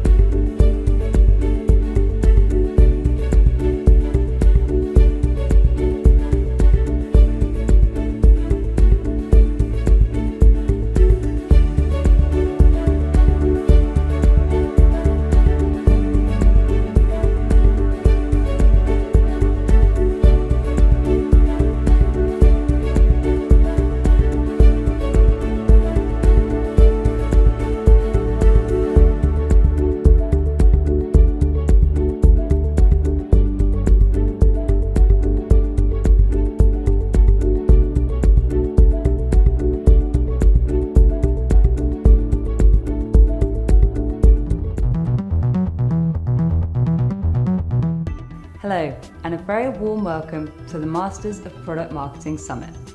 We have an awesome lineup of leadership-focused content for you to enjoy this week. But before we dive in, I just want to say a huge thank you to our sponsors, partners, speakers, and you, our lovely audience, for making this event possible. With expert presentations and specialist talks on the agenda, you are in for a real treat today. Please ensure you are sharing your feedback and asking all questions in the comments section of the video, as our speakers will be answering them throughout the day. After the event, a great place to continue the conversation is in the PMA Slack community. If you aren't already a member, hop on over and come and join the discussion. And if that's still not enough, then why not become a PMA Pro member and benefit from unlimited access to exclusive templates, frameworks, and our entire library of videos and slide decks from all our events. So with all that to come, let's dive right into the next session.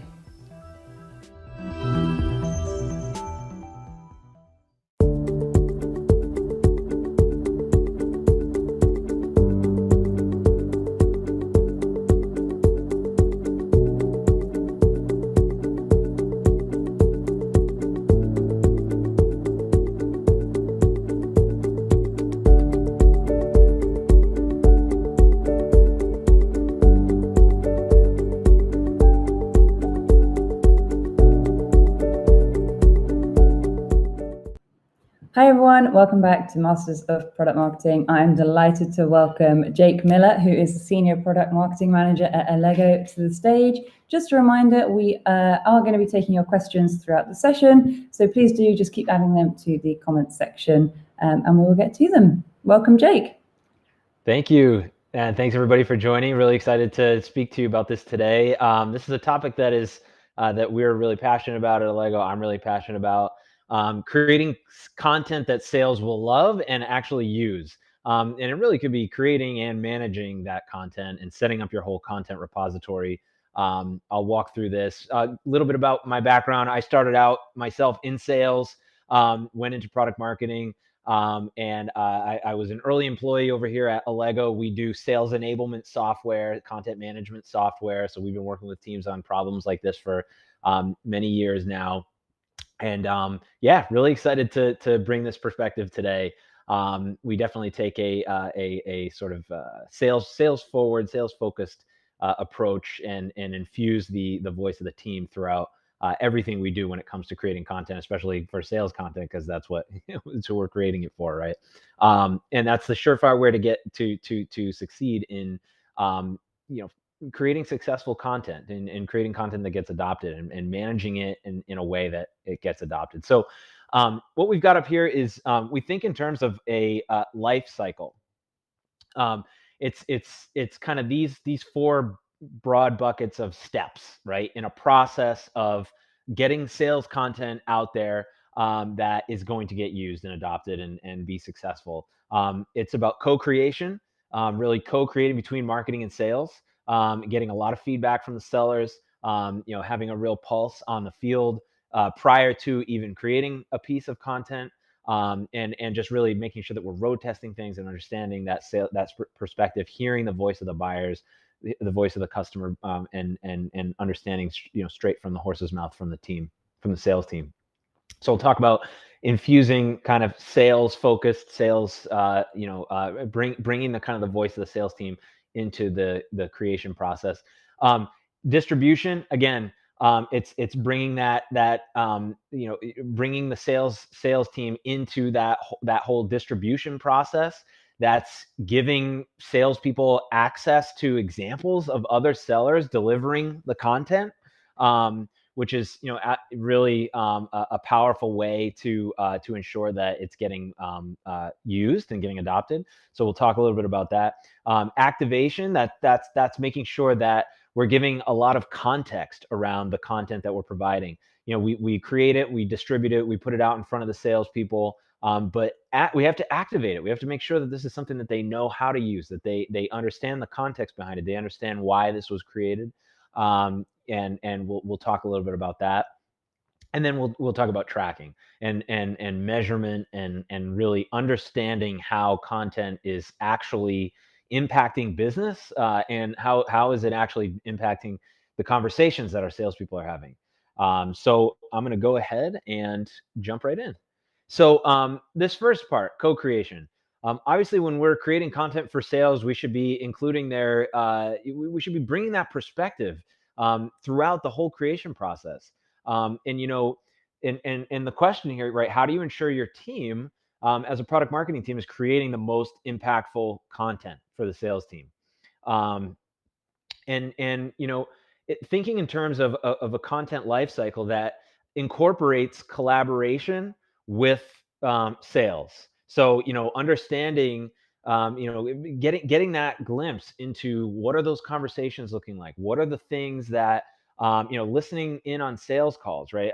When instead of just we a lot of times creating content for sellers in product marketing, we'll get a request from a couple different sellers and they'll ask us for a piece of content, give us some just some bullets on what they're looking for. Maybe we have a 15-minute conversation with them and we create something custom for that situation. And then we go on to the next thing, and then we create, and then we get another one of those and another one. A better way to do it is to really dig into, okay, what is the need that's driving this, right? So having that conversation with those sellers, but then actually getting out into the conversations and listening in on calls. A lot of companies today are using tools like Gong or Chorus, or a lot of Allego has one as well. Other company sales enablement solutions that you may be running out of your sales enablement department have these tools to capture the conversation, the recorded sales conversation, and listening to those and being able to jump around and say, okay, what are the topics that are coming up in market? What are the kind of the talking points? What are the things the questions that prospects are all asking our salespeople, and really getting that firsthand perspective, right, on why we want to create a piece of content. So it's doing a little bit of taking that one extra step to get that firsthand rather than just secondhand.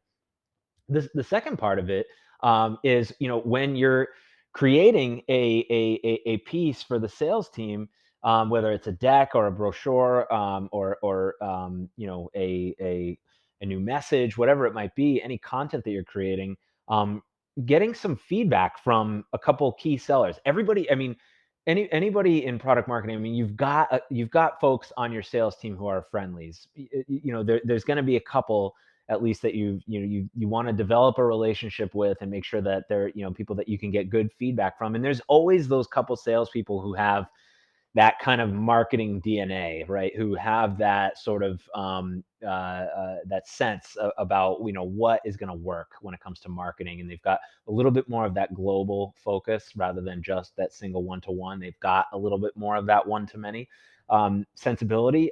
Use those folks, utilize those folks, leverage them. Share early drafts with them, right? Give them the opportunity to give you feedback on the brochure or the new deck that you're creating, on the new presentation. Run through it with them before you release it to the field. Release it to a small subset and get feedback. And one of the biggest things is, right, when you're taking feedback from sellers, just they can be it can be a lot. It can be kind of overwhelming sometimes. And I think a lot of times product marketers can tend to shy away from really just getting out there and just saying, here, hit me with it. I want to hear every single thing. I don't care if you tear this presentation apart. The thing is, right, they might tear it apart in the feedback session, but then when you come back, right, take all your notes, consolidate, stop and think about it, highlight, make your highlights, and what you'll often find is, even after it got totally torn apart, it'll be just a few really strategically placed tweaks that will make the whole thing come together. And then you've got a committee of a small subgroup of sellers who are now champions for your new presentation that you're releasing to the rest of the team. And those folks will act as, they kind of give that sign off to the other sellers to say, hey, we approve this. You start to get the reputation among the sales team as a product marketer who works with the team rather than just gives them stuff to tells them what to do. And then it makes the content itself better. And we advocate for an approach where you can do a lot of this stuff asynchronously using video. Capture a video of yourself walking through the presentation, share it with a couple of those sellers, let them give feedback. If you've got a tool for this, a content tool that allows you to get feedback during the creation process, even better. But it's getting that feedback right up front. Then the next part, distribution, right? This is the next part of your content strategy. You've got your content creation engine. You want to make sure it's really collaborative with a couple sellers. You want to do road testing, all that stuff that we just talked about. Then now it's time to release it to the rest of the team. Okay. And the question, how do you get the content into their hands at exactly the right time? We've seen a lot of tools come into the market for this, sales content management solutions that are designed for this. And these are the kind of the key things that are working in your favor when it comes to content distribution, if you're doing it well. So start off with the taxonomy, right? As you're building out, I mean, if you're more early stage and you're building out your product marketing function at your company, or if you're coming in and there's already a collection of content, whatever the case may be, right away, think in terms of a taxonomy. Think in terms of, how are we going to lay out this content when it comes to the stages in the buying process? Is it industry based? Are you selling B2B where you're selling to different, you've got, specific industries where you want to organize your content in that way, right? Think in terms of what's the most kind of, what is a seller going to go ahead and be thinking when they're coming to search for content, right? If you're selling, if you've got three key industry sectors that your sellers are typically, specializing in one or the other, organize your content along that. If there are a couple different uses or use cases for your product or indications for your product, segment the content along that. But think in terms of like, what are the things that the sales team is going to be is going to have in their mind when they're looking for a piece of content, and organize and when you're building out all of your new content, right? When you've got that taxonomy, that starts to give you a sense for where the gaps are, where you don't have content to satisfy different needs. Maybe there's a list of key kind of objections that you can get from your sales leaders, and create a piece of content around it to get out ahead of it. If there's an objection that you're getting all the time, that's a great spot to put out a white paper, to put out a video, and that's something that anything where you can give a salesperson something to get out ahead of an objection, content, product marketing content is going to be really valuable there. Distributing content, thinking in terms of playbooks, right? When you're building a piece of content, again, and of course, this comes to the whole idea of the life cycle. You've got to be thinking about all the steps of this along the whole way. When you're building a piece of content, think in terms of how is this going to get used situationally. Like, is this going to be okay? Our seller is down in the process, and they've had a few meetings, and this is a common objection that someone else in the organization, legal and compliance, has, and we need to create a white paper to address this. And they're going to use it in a conversation after they've talked about XYZ, and then we're going to recommend they give this afterwards, right? Think situationally, and that'll allow you to build content that's going to be conducive to be put into playbooks, right? Because that's having distinct playbooks for just the common, maybe like 5 to 8 really, really core kind of selling scenarios that you see, in sales motions. That's a great, that's how you want to think in terms of distributing. And then of course, if you've got, you've got to make some kind of a system available for the team, as far as housing all of your content. So making sure that it's set up based on your taxonomy in an intuitive way that they can browse for content, that they're not, a seller might be just like curious, what are some of the new things that product marketing has put out? I'm maybe a really engaged seller, and I want to go check it out myself and see what other stuff is there maybe that I could be using to make more money, and to close more customers and satisfy my customers, in ways that I haven't already. And so that's browsing paradigm.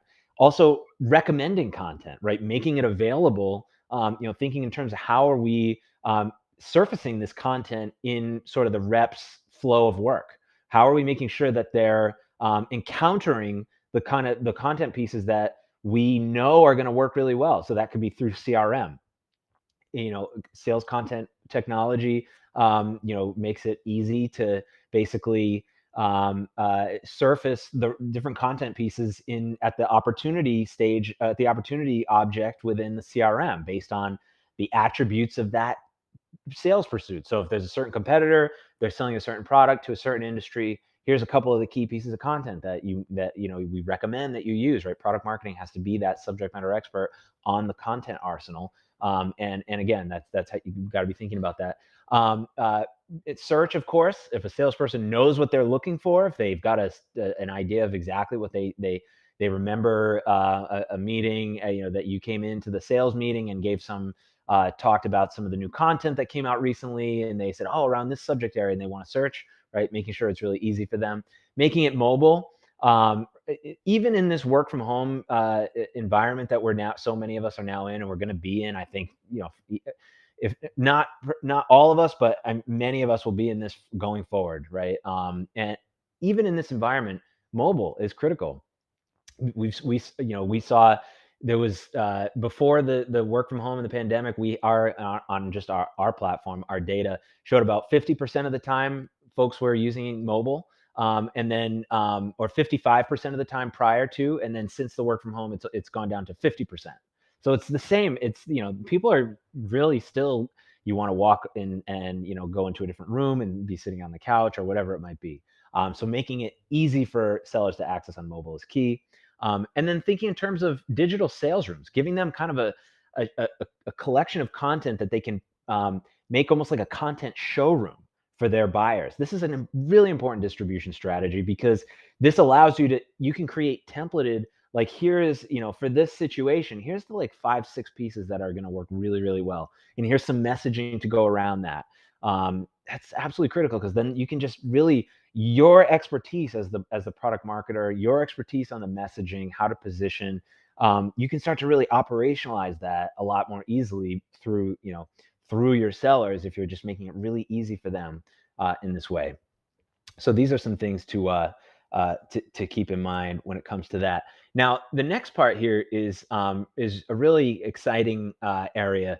We call it content activation. This is, you've created your content with the voice of the sales team in mind. You've distributed it with them in mind. Now you got to think in terms of how are we going to ensure that they utilize it? How are we going to, some of the stuff that I just talked about with distributing it properly, making sure that it's showing up at the right time, situationally, in the tools that they're using day to day, right? These are ways that you can start that, but just showing up and you can, it's the leading a horse to water, but you can't make them drink, the expression. It's we've got to find a way to make sure that this content is something that the sales team is going to have an incentive to use. They're going to want to use it. They're going to understand why they should use it. They're going to feel like this will, this is going to make me successful if I use it. So, greatest sales content is useless without a seller that understands how to use it properly.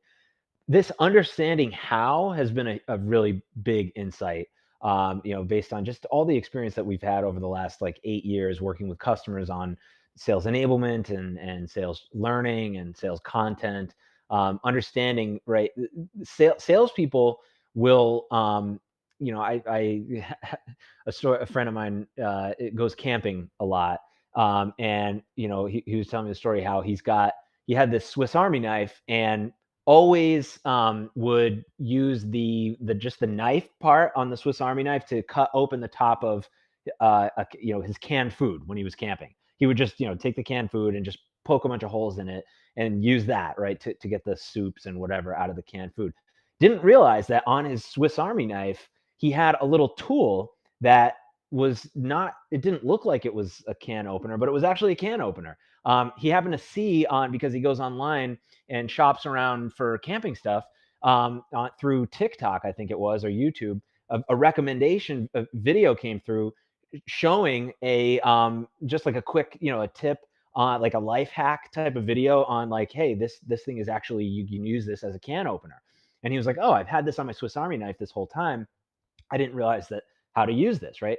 And I saw that and I'm like, that's a really good example of, when we create content for salespeople, they might be sitting with a really killer presentation or a really killer piece of collateral or a case study that's really got a message that it's just like sitting there and it's like, waiting to be used. But the sellers, they don't know about it, or they don't understand how to use it, or they're not familiar with, oh, okay, this is how I'm supposed to present this. This is the context in which I'm supposed to use this. This is how I should use it. That's where this, activating content comes in. It's combining knowledge and learning and kind of collaboration, right? Capturing tips and tricks from sellers who have used pieces of content and making that available to other sellers who have not used that content yet. And that can happen organically. It can happen through when you're road testing pieces, that content with those couple folks. Get a quick testimonial from one of them on video. This is an approach we use all the time. We have, organizations we work with, will create playbooks and they'll put little explainer videos next to a deck or next to a brochure or next to a white paper saying, of either a top salesperson saying, hey, here's how I succeeded with this piece of content, or here's an example of a footage from a real call where your seller over here, who makes a ton of money, your colleague, presenting this piece of content.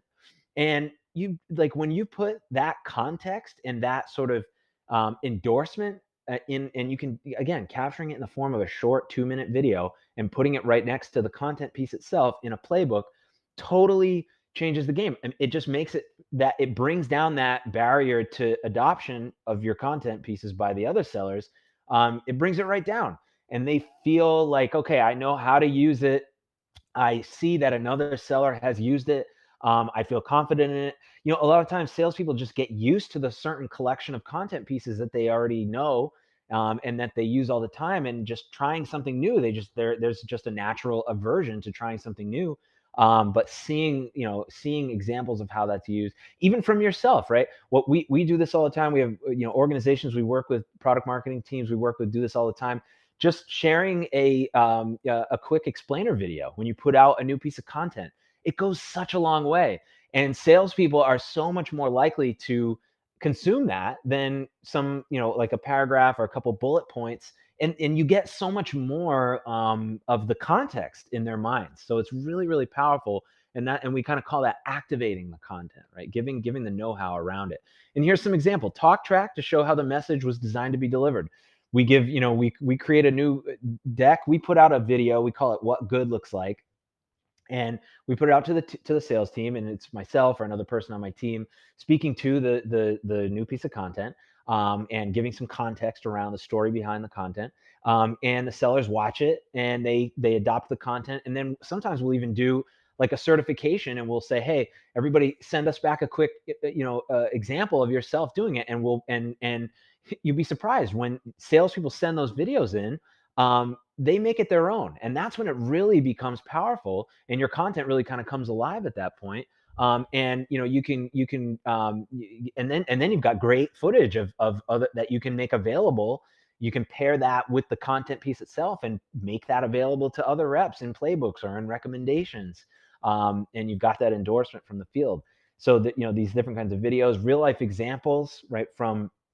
We're recording so much of the sales conversation happening over video conference. So recording that, getting that example of the live footage, and clipping out a piece of that and putting that in a playbook alongside the deck. Here's a real life example of a seller using it. Look at how well the prospect responded to it. They repeated the messaging back to them, right? It's such a good way of getting your content adopted. And then a win story to project success, right?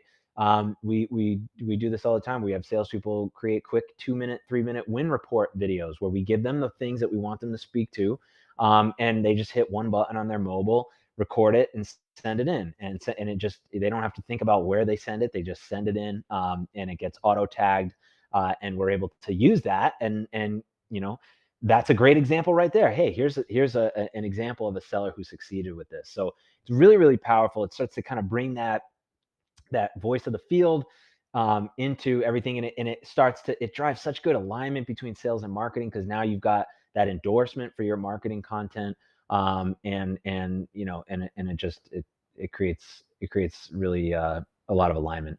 So the last piece here on tracking, right? This is measurement, making sure that we're taking a data-driven approach. We advocate for not just the quantitative, but quantitative and qualitative. Looking at content analytics, understanding what is tied to business outcomes right through CRM, that's absolutely critical. Proving the business impact of content, understanding how content is affecting conversion rates, right, throughout each stage of the sales process. You should be looking at your sales process. You've got, talk to your sales enablement team, your sales leaders. You've got, usually they'll have it mapped out, different stages of the process. And they've got like some usually criteria of like, here, you have to do these couple things to be able to consider that this opportunity is now in the next stage. Make sure that you've got content mapped to that, right? Map your content to that. That's the best way to start to align to the business, and make sure. And then you can start to look and see, okay, we've got sellers sharing content that are in those stages of the CRM. If you can integrate your sales content system with the CRM data, you can start to see how content is impacting different stages of the sales process. Is this certain piece increasing the velocity of a sale of this stage of a process, right? Every seller who uses this piece versus who doesn't use it, it's, it goes by 10%. They get through this stage 10% more quickly, right? Whatever it might be. Or, hey, this piece is associated with, X number of dollars difference, right? If you look at all the successful closed won deals, and out of the whole pool, you have this piece that was used in, or if you take one of your content pieces that was used in, a percentage of that pool of all your closed won deals, and say the average deal size is bigger in those deals where this content piece was used, right? These are all starting to give you signals of which content pieces are getting shared, how are they affecting the business, right? This is all, the kind of the quantitative side of, and it should all be really easy to do, pulling up reports to be able to see, okay, not only, how much, when you think about when you're releasing the content, are salespeople clicking on it? Are they, is this something that, do they know about this piece of content, right? Are they actually clicking on this internally? Are they turning around and going to share it, right? What's the percentage there? What are prospects actually of the pool of ones that got shared? What percentage of them are getting clicked on by the prospects? And then from there, how is that mapping to these stages of the funnel?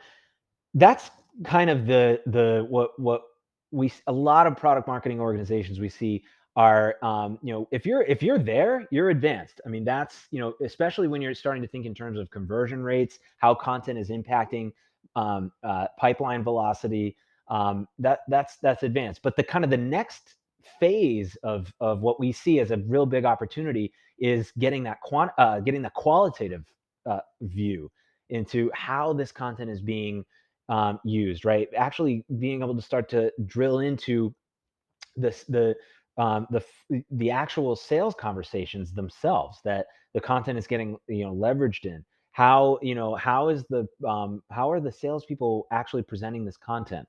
Are there any trends as far as topics that are coming up in conversation after this content piece is presented? Are there trends? And, how are the prospects responding to it? What kind of language are they using a lot when it comes to this content piece that's getting used? Really starting to pull those qualitative aspects in, that starts to give you a better feel as to the why behind why certain pieces of content are working really well, and other ones may not be working as well. So those are the kind of the key aspects that we want you to keep in mind. And again, everything syncing, tagging, organizing, versioning it, sharing it out, distributing it, tracking it. But all of that is kind of classic table stakes, but delivering content with context and with that voice of the sales team, that's kind of the message that we want to get across. Absolutely critical. That's going to be your accelerator here. So we've got an ebook here, CMO's Guide to Sales Enablement, how to align with sales and accelerate growth. And I think we've got a couple minutes left here for questions. I might be getting just close to the end of time, but yeah, I hope everyone found that useful. Any questions, please feel free. That was an awesome session, Jake. Thank you so much. So we do have just enough time for one question, I think, so we're going to rattle through. So how do you ensure sales reps' time is used effectively in sales enablement activities? Yeah, that's a great question. That should be the first thing that we're thinking about when it comes to sales enablement. Anything that we're doing for the sales team is how can we give sales what they want? If you think about giving salespeople what they want, putting them in the center of our thinking when we're creating content, that was kind of the point of this whole presentation, really. But around sales enablement activities, I mean, it's about minimizing the time away from the field, right? If you're releasing, if we're launching a new product, and and we've got the presentation that we want to launch to them, and we've got some content, right? It's about trying to break that up into smaller chunks, making it something that they can access on demand. And I'm not just talking about putting out an hour webinar session and having them come and check it out. Breaking it into small pieces. If you've got a certain variation of the messaging for various personas or for different industries if you're selling to businesses, whatever it might be. Maybe don't think in terms of trying to train them on all of that right up front. Maybe make some of, give them the core message and train them on that, and give them a feel for what the kind of the key differentiators are. Do that up front, spend less time, and then take all the other stuff and make that available at the point of need. So that way, when they're going to go speak to a different persona who you typically would sell to for this product, or if they're going to talk sell to some other industry, whatever it might be, they can access that at the point of need. So it's trying to say, okay, let's try to offload some of that, all the activities that we make them go through when we're launching something, and breaking that across and making it available for them sort of on demand and sort of bite size, making it short, simple, 2-3 minute how-to tips and tricks, things like that. And that's kind of a good way to think about it. Some great advice. Awesome. And yeah, if people wanted to connect with you further, what's the best way to do so? So visit allego.com. You can visit us there. We've also on LinkedIn. Feel free to connect with me there. Jake Miller, product marketing here at Allego. I think that's it. Great. Well, thanks very much. And yeah, to the audience out there, thanks for your engagement today. We are running 10 minutes behind, so we are going to wrap up this session and dive straight into the next one. Thanks again for joining us, Jake. Thank you. Thanks, everyone.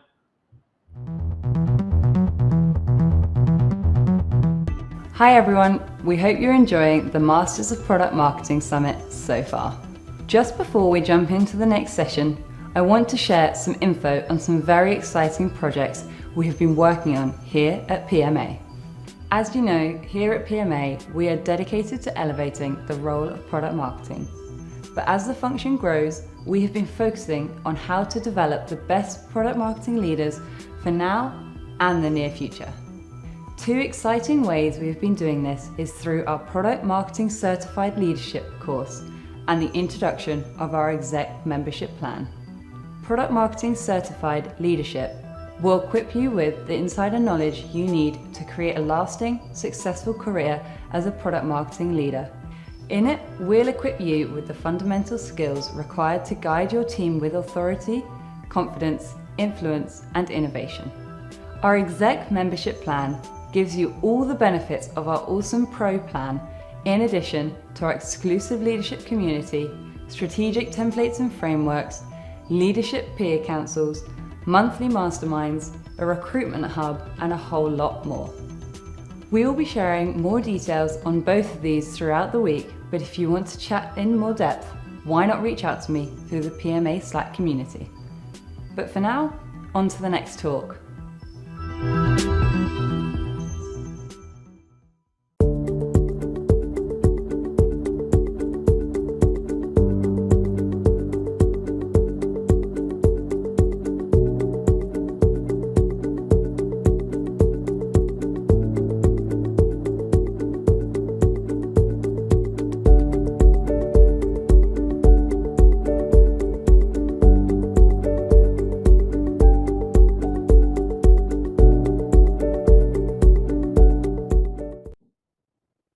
Hi everyone, thanks for joining us again at the Masters of Product Marketing Summit today.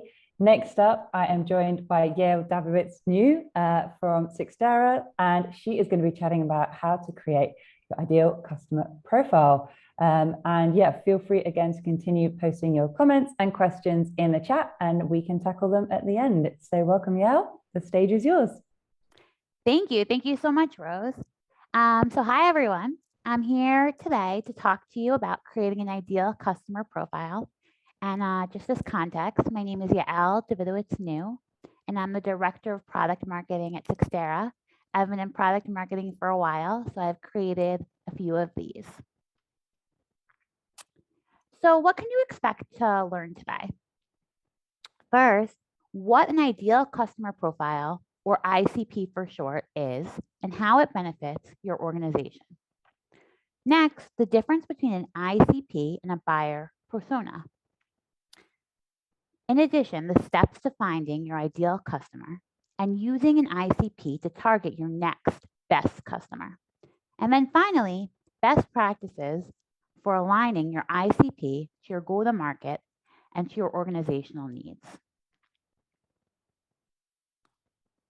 So first, what is an ideal customer profile? Well, when we say customer profile, we aren't actually talking about the profile of an individual customer.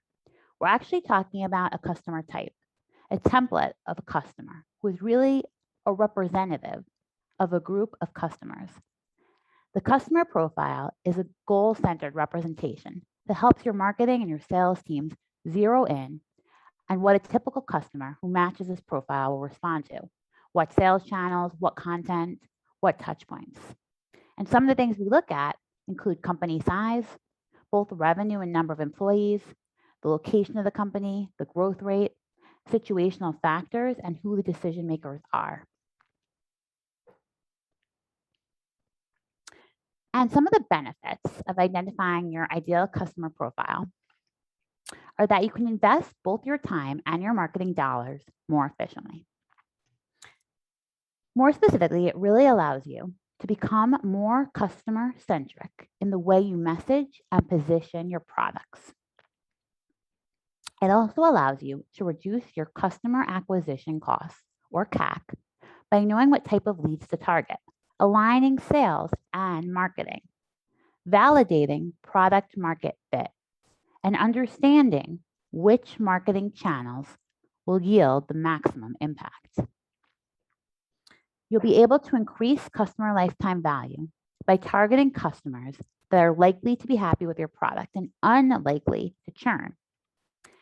And finally, you will be able to build loyalty by developing true customer advocates. These are folks who will offer referrals to new clients, testimonials, and product feedback.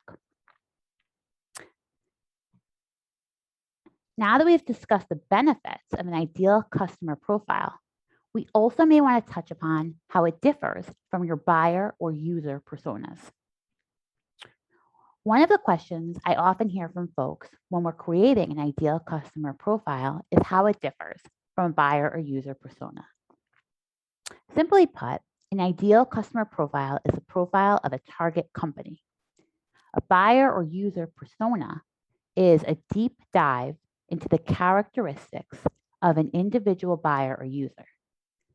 This is your sales Sallys, your entrepreneur Erics, any of these kinds of personas you would build to help your organization really understand who is the buyer or the user. We'll talk more about this in the next section. We discuss the steps to building an ideal customer profile, but it most likely will make sense to wait to develop the buyer or user personas after you have developed your ICP. Once you identify the ideal company profile, the buyer and user personas will then help others around your organization better visualize and conceptualize the folks they're selling to and building for. Great. So hopefully by now, everyone's understanding what an ideal customer profile is and why you might want to develop one. Now, let's talk about how to actually execute. At the risk of oversimplifying, this can be done in 5 steps. Step 1, pull together the right customer data. Step 2, find your best current customers. Step 3, determine how to get more of your best customers. Step 4, validate and expand upon your findings. And finally, step 5, align your entire organization around building and selling to a single customer. So let's dive in a bit more and look at each of these and how they might be done. Step 1 is about pulling together the right customer data. Recording in progress. This is about collecting the right inputs to help you better understand your current customer base. This is an important step that people sometimes forget, because if you are not looking at the right data and your data isn't clean, a lot of the other information and the other steps won't be done correctly. So don't try to go too quickly for this step. Really make sure it's right. The first thing you'll do is you'll export the opportunity data from your CRM. This will tell you things like what type of customer is sales successfully closing. On the other hand, where have they struggled to make a sale? Where are some of the customers where you're seeing the most revenue and where they're really staying quarter over quarter and growing quarter over quarter? Next, as we talked about, you're going to want to gut check that all this data is accurate. This is super important. Too often, there are errors in data that can throw off an entire analysis. Third, you will want to append account information as needed. If you are missing data on things like company size, industry, or spending with your company over time, now is the time to add this information. There's lots of ways to do this. Some third parties offer the ability to append your data for you, or sometimes if you have a smaller number of customers, you can do this on your own manually or through the help of your sales team. And finally, you may want to layer in additional key industry-specific information. For example, if you sell programmatic media, you might want to leverage a third party to layer in total digital spend and total programmatic spend, even if this is not already in your CRM.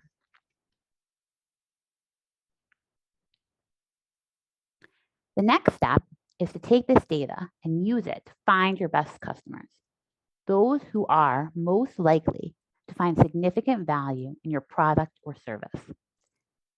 It's important to note here that this is far from an exact science.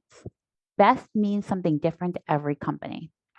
But here are some questions you may want to ask to discover those customers most likely to find significant value in your product or service. 1, what customers are most likely to convert? When you look at your win-loss rates, where are you seeing wins? Where are your highest retention and renewal rates? Who is spending the most? Who is growing really fast? Even if they started out small, you are now seeing them spending more and more over time. You'll want to look at things like upsells and expansions. Where are you really building the customer? Short sales cycles. Who are customers where it's just really easy for sales to close, or even customers that can be closed from marketing alone? And then finally, is a customer happy and satisfied? Are you seeing high NPS scores? Are they willing to give referrals or offer a testimonial on your website? Sometimes, even if these customers are not your highest spenders, their willingness to advocate for your brand can make them some of your best customers.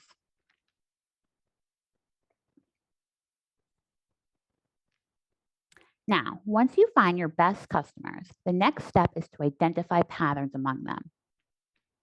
What characteristics do highly satisfied, low churning, and high spending customers have in common? When you figure this out, you can ultimately build an ICP based on what you know has worked for your business. Some things to consider here are higher spending customers coming from a particular industry? Or you can substitute higher spending with higher NPS scores or faster growing, depending on how you're choosing to define your best customer. You can also look at regional trends. Are there certain locations where people just find your product more useful? Are the companies you're seeing really invested in your product of a certain size, both of employees, revenue, numbers of locations?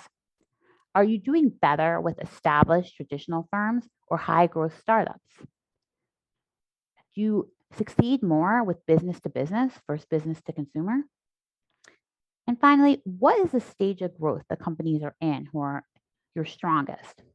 For example, maybe they just went public and those customers are really finding your brand appealing. Maybe the time they have a sales trigger is in the midst of a merger or a growth hiring phase.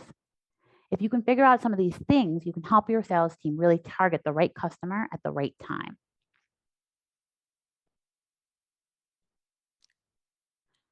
Step 4 is about validation and also about gathering additional qualitative data to augment what you already have.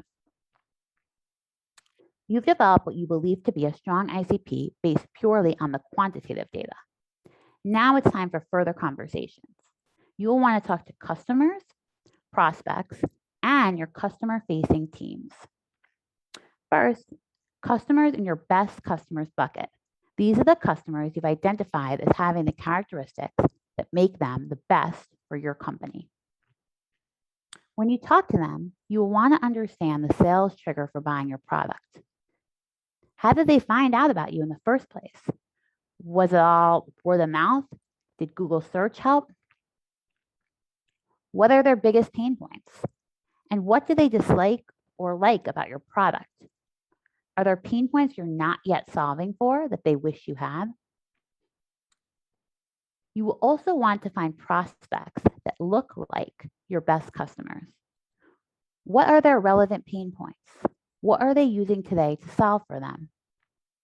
What might they like or dislike about their current solution? Have they heard about the solution you offer? Is there anything that might make them open to using it? And finally, you'll want to talk to your customer-facing teams, sales, CS, account management. To what extent does this validate what they are seeing in the market? Are they truly finding this type of customer easy to close? Is there anything they would add or change? The data sometimes can tell a great story, but maybe it's really different from what your sales team is seeing. And in those cases, you want to go back and reevaluate your ICP. Now imagine that your ICP actually was validated on all these levels: the customer data, the prospect data, the sales data. Once you've done that and you feel good about your ideal customer profile, now you can actually focus on organizational alignment. The goal is to unite the entire organization around a single customer profile. This involves first building consensus. You'll want to meet with all relevant leadership and stakeholders in small groups. The goal is to make sure everyone understands the ICP and sees it as accurate. Next, you'll want to develop personas. You'll break out your ICP into several user personas or buyer personas to help the broader organization understand the customer, going beyond the company to someone they can visualize and conceptualize. Third, you will want to generate enthusiasm. This means presenting your ICP to the entire company, or maybe a subset, depending on the size. Hanging posters of user and buyer personas everywhere. In some companies, I've even seen them in the bathrooms. This helps internal folks to really conceptualize the customer. They keep seeing it, it's really in their head. They know who they're building for and who they're selling to. And this really gets folks excited about unifying around the single shared customer profile. Finally, once you've generated the enthusiasm and you've really built the consensus, it's time to develop a plan to execute. You'll be working with cross-functional teams, maybe sales, marketing, product, customer success, to align roles and responsibilities. This really helps with aligning sales and marketing in a way that unifies the entire customer journey. It also can help on the product and customer success side with really delivering a consistent experience across the journey. Maybe the product needs some tweaks. Maybe customer success has touch points where the best customer is getting lost. The goal is really to deliver a consistent experience across the customer journey so that your best customers always have the best possible experience.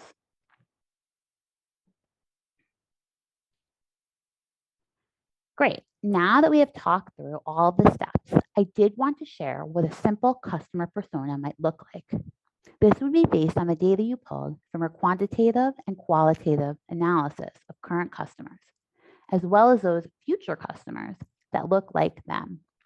It's important to note that these are some sample categories, but every organization may have different areas that are relevant.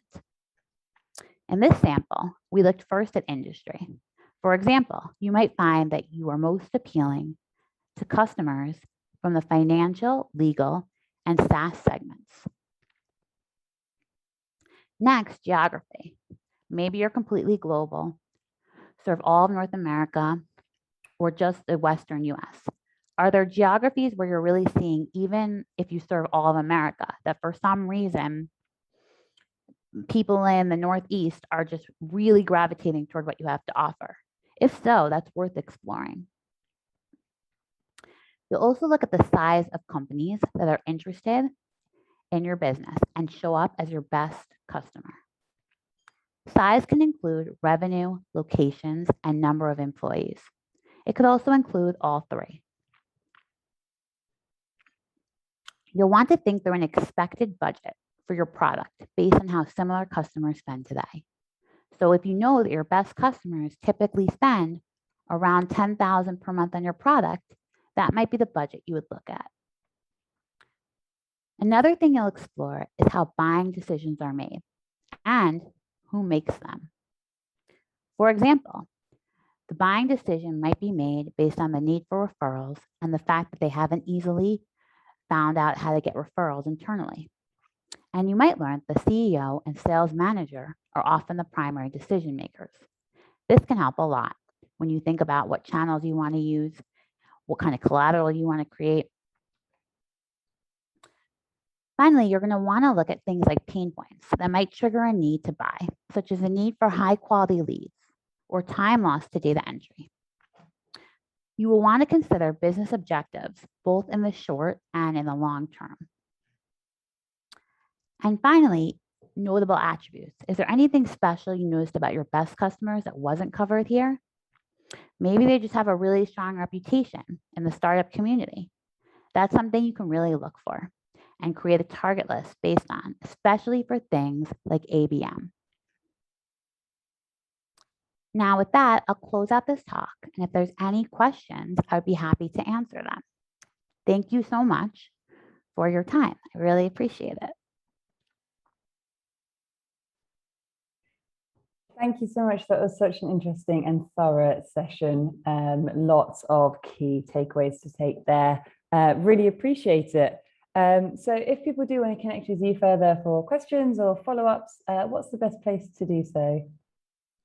I would say to send me a note on either LinkedIn or on the Product Marketing Association Slack channel. Awesome. Perfect. Well, yeah, that is a good note to end on. So thank you very much for joining us, Yale. And yeah, really appreciate you taking part. And do stay tuned, everyone, because we have one more session to wrap up today. And then we will be back live again tomorrow at 9 a.m. Eastern. So yeah, thanks again. And we'll be back in 2 minutes for the final session. Thank you, Rose. Whether you're joining a Product Marketing Alliance event for the first time, or if you're a seasoned regular, welcome to Masters of Product Marketing. We have an awesome lineup of leadership-focused content for you to enjoy this week. But before we dive in, I just want to say a huge thank you to our sponsors, partners, speakers, and you, our lovely audience. From wherever in the world you are watching, we're sure you'll enjoy the sessions from our incredible lineup. To get the most out of these sessions, please ensure you are sharing your feedback and asking your questions in the comment section, and our speakers will be answering them throughout the day. And if you aren't already, then why not become a PMA Pro member and benefit from unlimited access to exclusive templates, frameworks, and our entire library of videos and slide decks from all our events. So with all that to come, let's dive right into the next session.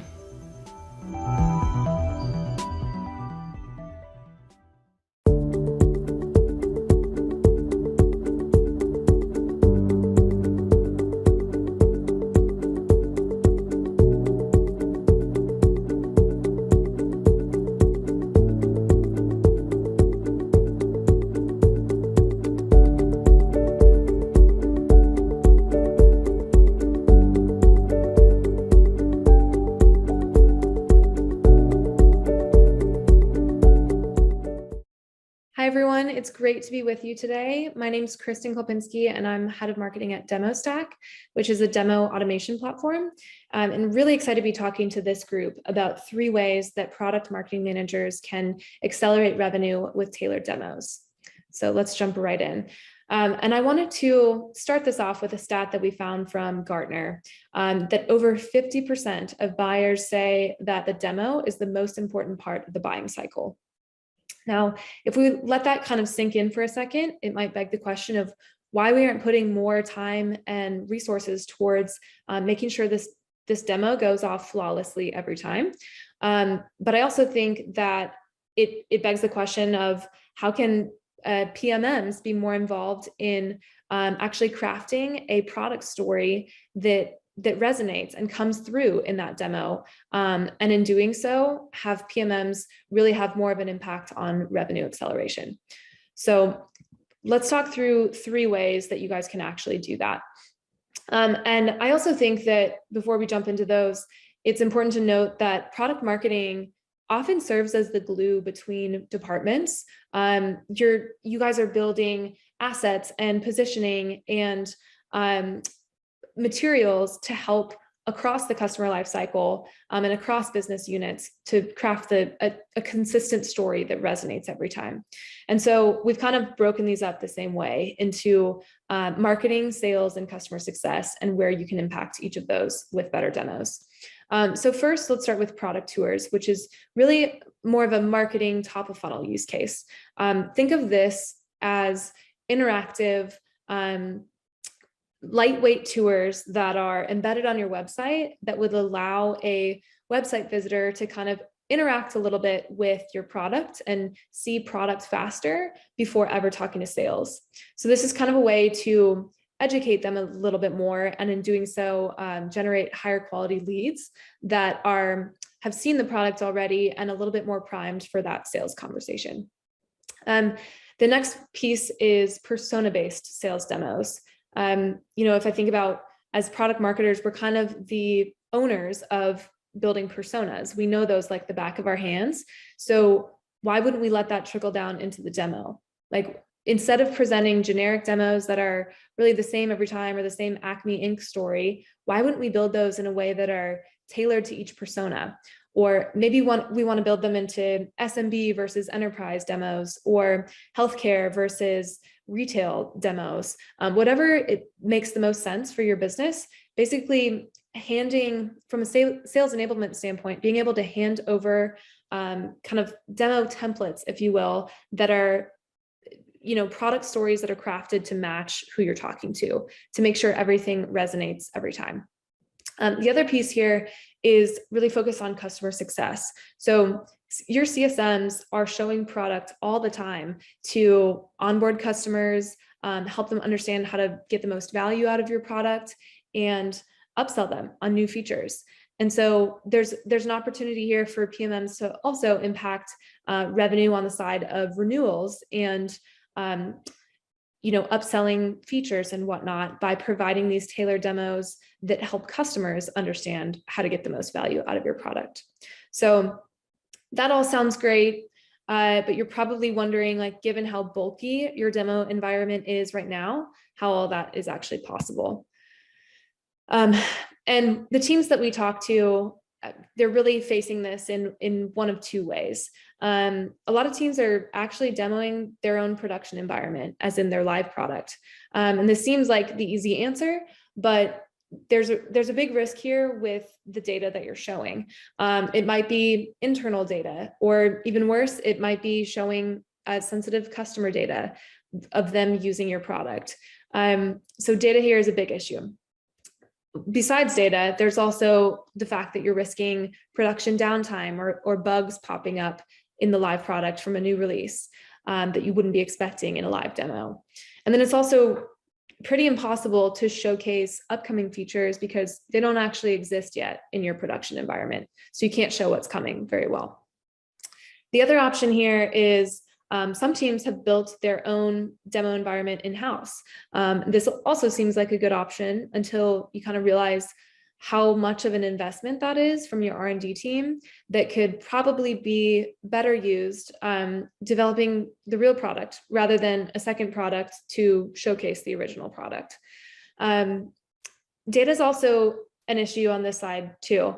But in this case, it's more about maintenance. So if you have this demo environment, you're going to have to fill it with some dummy data. But if you can imagine presenting any sort of charts or analytics in your product, that data is going to need to be updated all the time in order for it to show up correctly in your analytics. So constantly piping in new data sets is quite a chore. Beyond that, it's also really hard to keep up to date with new product releases, given how fast and agile these release schedules are these days. It's a ton of maintenance to keep up to date, and you're going to have to redo it every time there's a product release. So if you're not putting significant investment into it on an ongoing basis, there's a good chance you're just going to be demoing outdated tech at some point. So this is really where DemoStack comes in. I think we really provide an opportunity for teams to accelerate revenue with tailored demos that are just made in minutes, which makes it a lot easier to scale. And I think, again, there's a huge use case here for product marketing to add value in the ways that we talked about by providing these tailored demos across the customer lifecycle.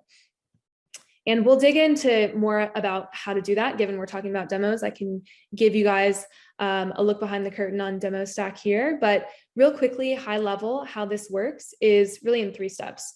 So first, you're going to create a high fidelity demo of your product with our recording technology. So think of this as basically creating an exact replica of your product into a demo environment using our tech. It's kind of like importing your product into a demo environment versus the screenshot method of taking screenshots and then manually linking them together to recreate the experience. This is more like importing the whole thing into a demo environment to replace your other demo environment. The second piece here is what that allows you to do is customize the data and the charts in a few clicks to craft that tailored story so that it resonates with every person you're on the phone with. And then third is kind of delivering those personalized demos for every prospect on every call. And you can imagine what that does to your win rate and your revenue acceleration when every time you present product, it resonates with who you're talking to. So let me show you guys quickly how this actually works. So I am here in DemoStack. I'll go into this demo org, and I'm going to show you guys how to actually create a tailored demo. So we'll just start here. I'm going to create a new dynamic recording, and this is where I basically create that replica of a product. So you'll see there's this kind of URL window here where I'm going to type in the URL of the product that I want to record. So in this case, let's do Yotpo, which is a customer of ours here at DemoStack. They are a ratings and reviews platform, just for context. So I'll just log in here with my credentials. And now you'll see that we are inside Yotpo with their full product, but within DemoStack. So here's where I'm going to want to actually create that recording. And all I'll do in order to do that is click Start Recording. It'll give me a few tips on how to do this. And now the recording is live. So all I'm going to need to do is navigate to the pages that I might want to show in a demo later. So I'll go to, let's see, moderate content. Okay, great. Maybe I want to see what's on new questions, show that. Total reviews. Some not so great reviews here, but we won't focus on that. Maybe I want to show emails and some cool animations popping in here that are captured. Maybe I want to go to reviews and click into this average star rating, understand what's here. And maybe I also want comments. Yeah, so I'll pull in comments and have kind of this this comment picture pull in that shows me desktop or mobile. I'll capture all that. And let's say that's all I want to show in my demo. And so I'll just stop recording and I can give this a name. It also gives a quick description of what we captured here, and I can add any notes to that as well. So I will save the recording and let's take a preview of what I captured. So that took me less than 2 minutes. And you can see here kind of that high fidelity demo that we just made. So this is, if you notice, now working on app.demostack.com. So we're no longer actually inside Yotpo. This is the demo environment. You'll see, okay, this page looks just like it did before. These tooltips pop up. We didn't actually record that. Let's see, manage content. I think we got this page. Yep, all that pulling in just fine. Let's see, maybe I want to check those comments. Yep, pulls in just fine here. Let's see, I'll go to emails. Yep, the animations are working here. I didn't record this explicitly on this tab for manual emails, but that pulls in as well, which is great. Maybe I want to look at the date picker. We didn't record that, but it still works here. Or this drop down. So you can kind of see the actual fidelity of this is really, really close to the live product that you can't really tell the difference in a demo. So that's all great, but what now can we do with this in terms of editing? So let's take this into the editor and I'll show you guys that piece. Okay, so now you kind of see this UI to have some editing tools to kind of customize this story. So first, it's really easy to, for instance, edit text anywhere. So numbers, columns, anything here. Maybe I want to go to emails and let's say I am creating an SMB demo. So these numbers are maybe too high for who I'm talking to.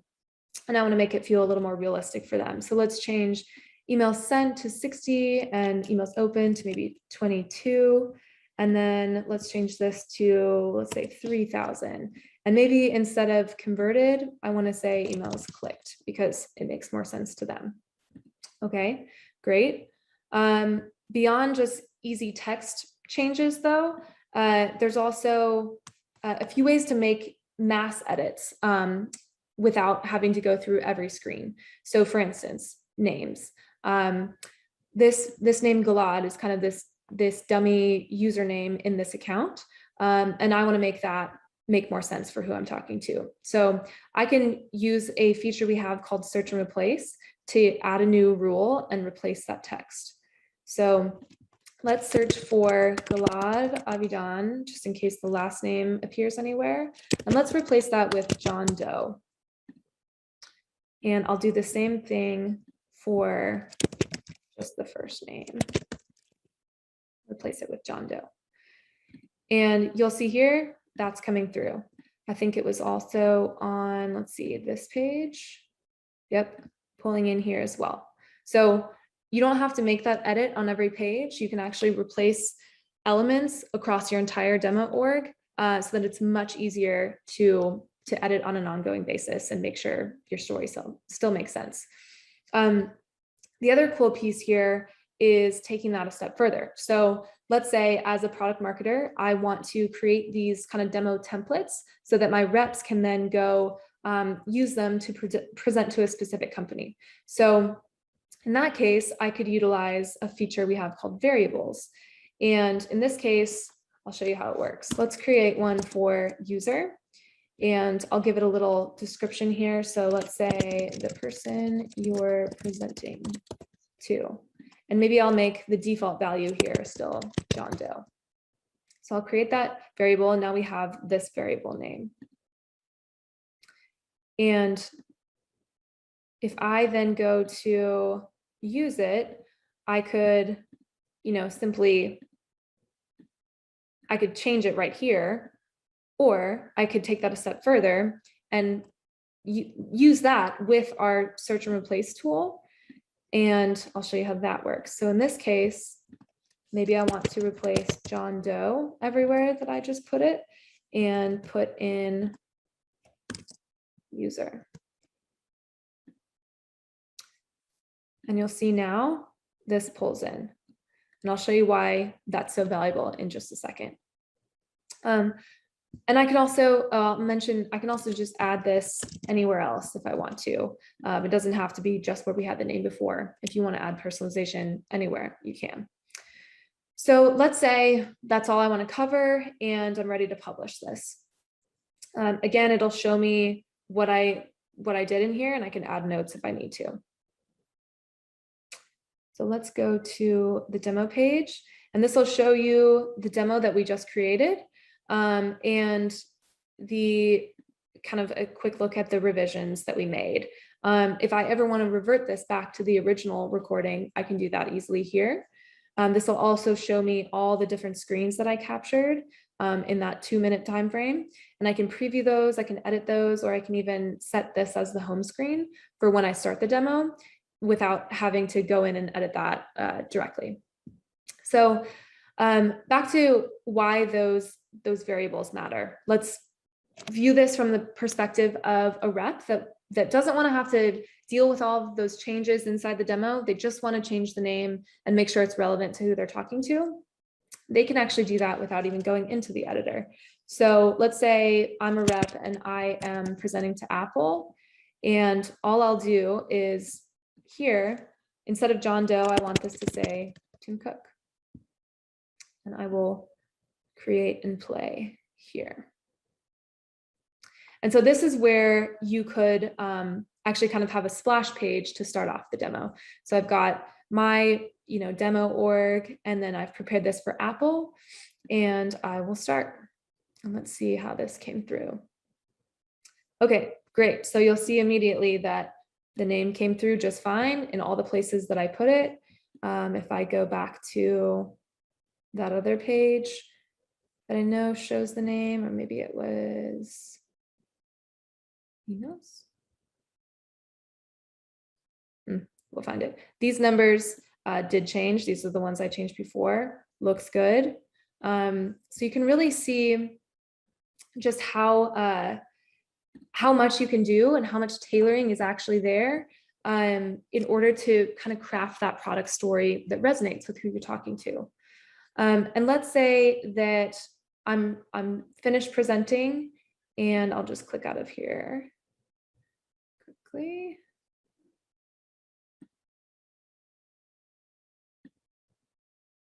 Stop demo.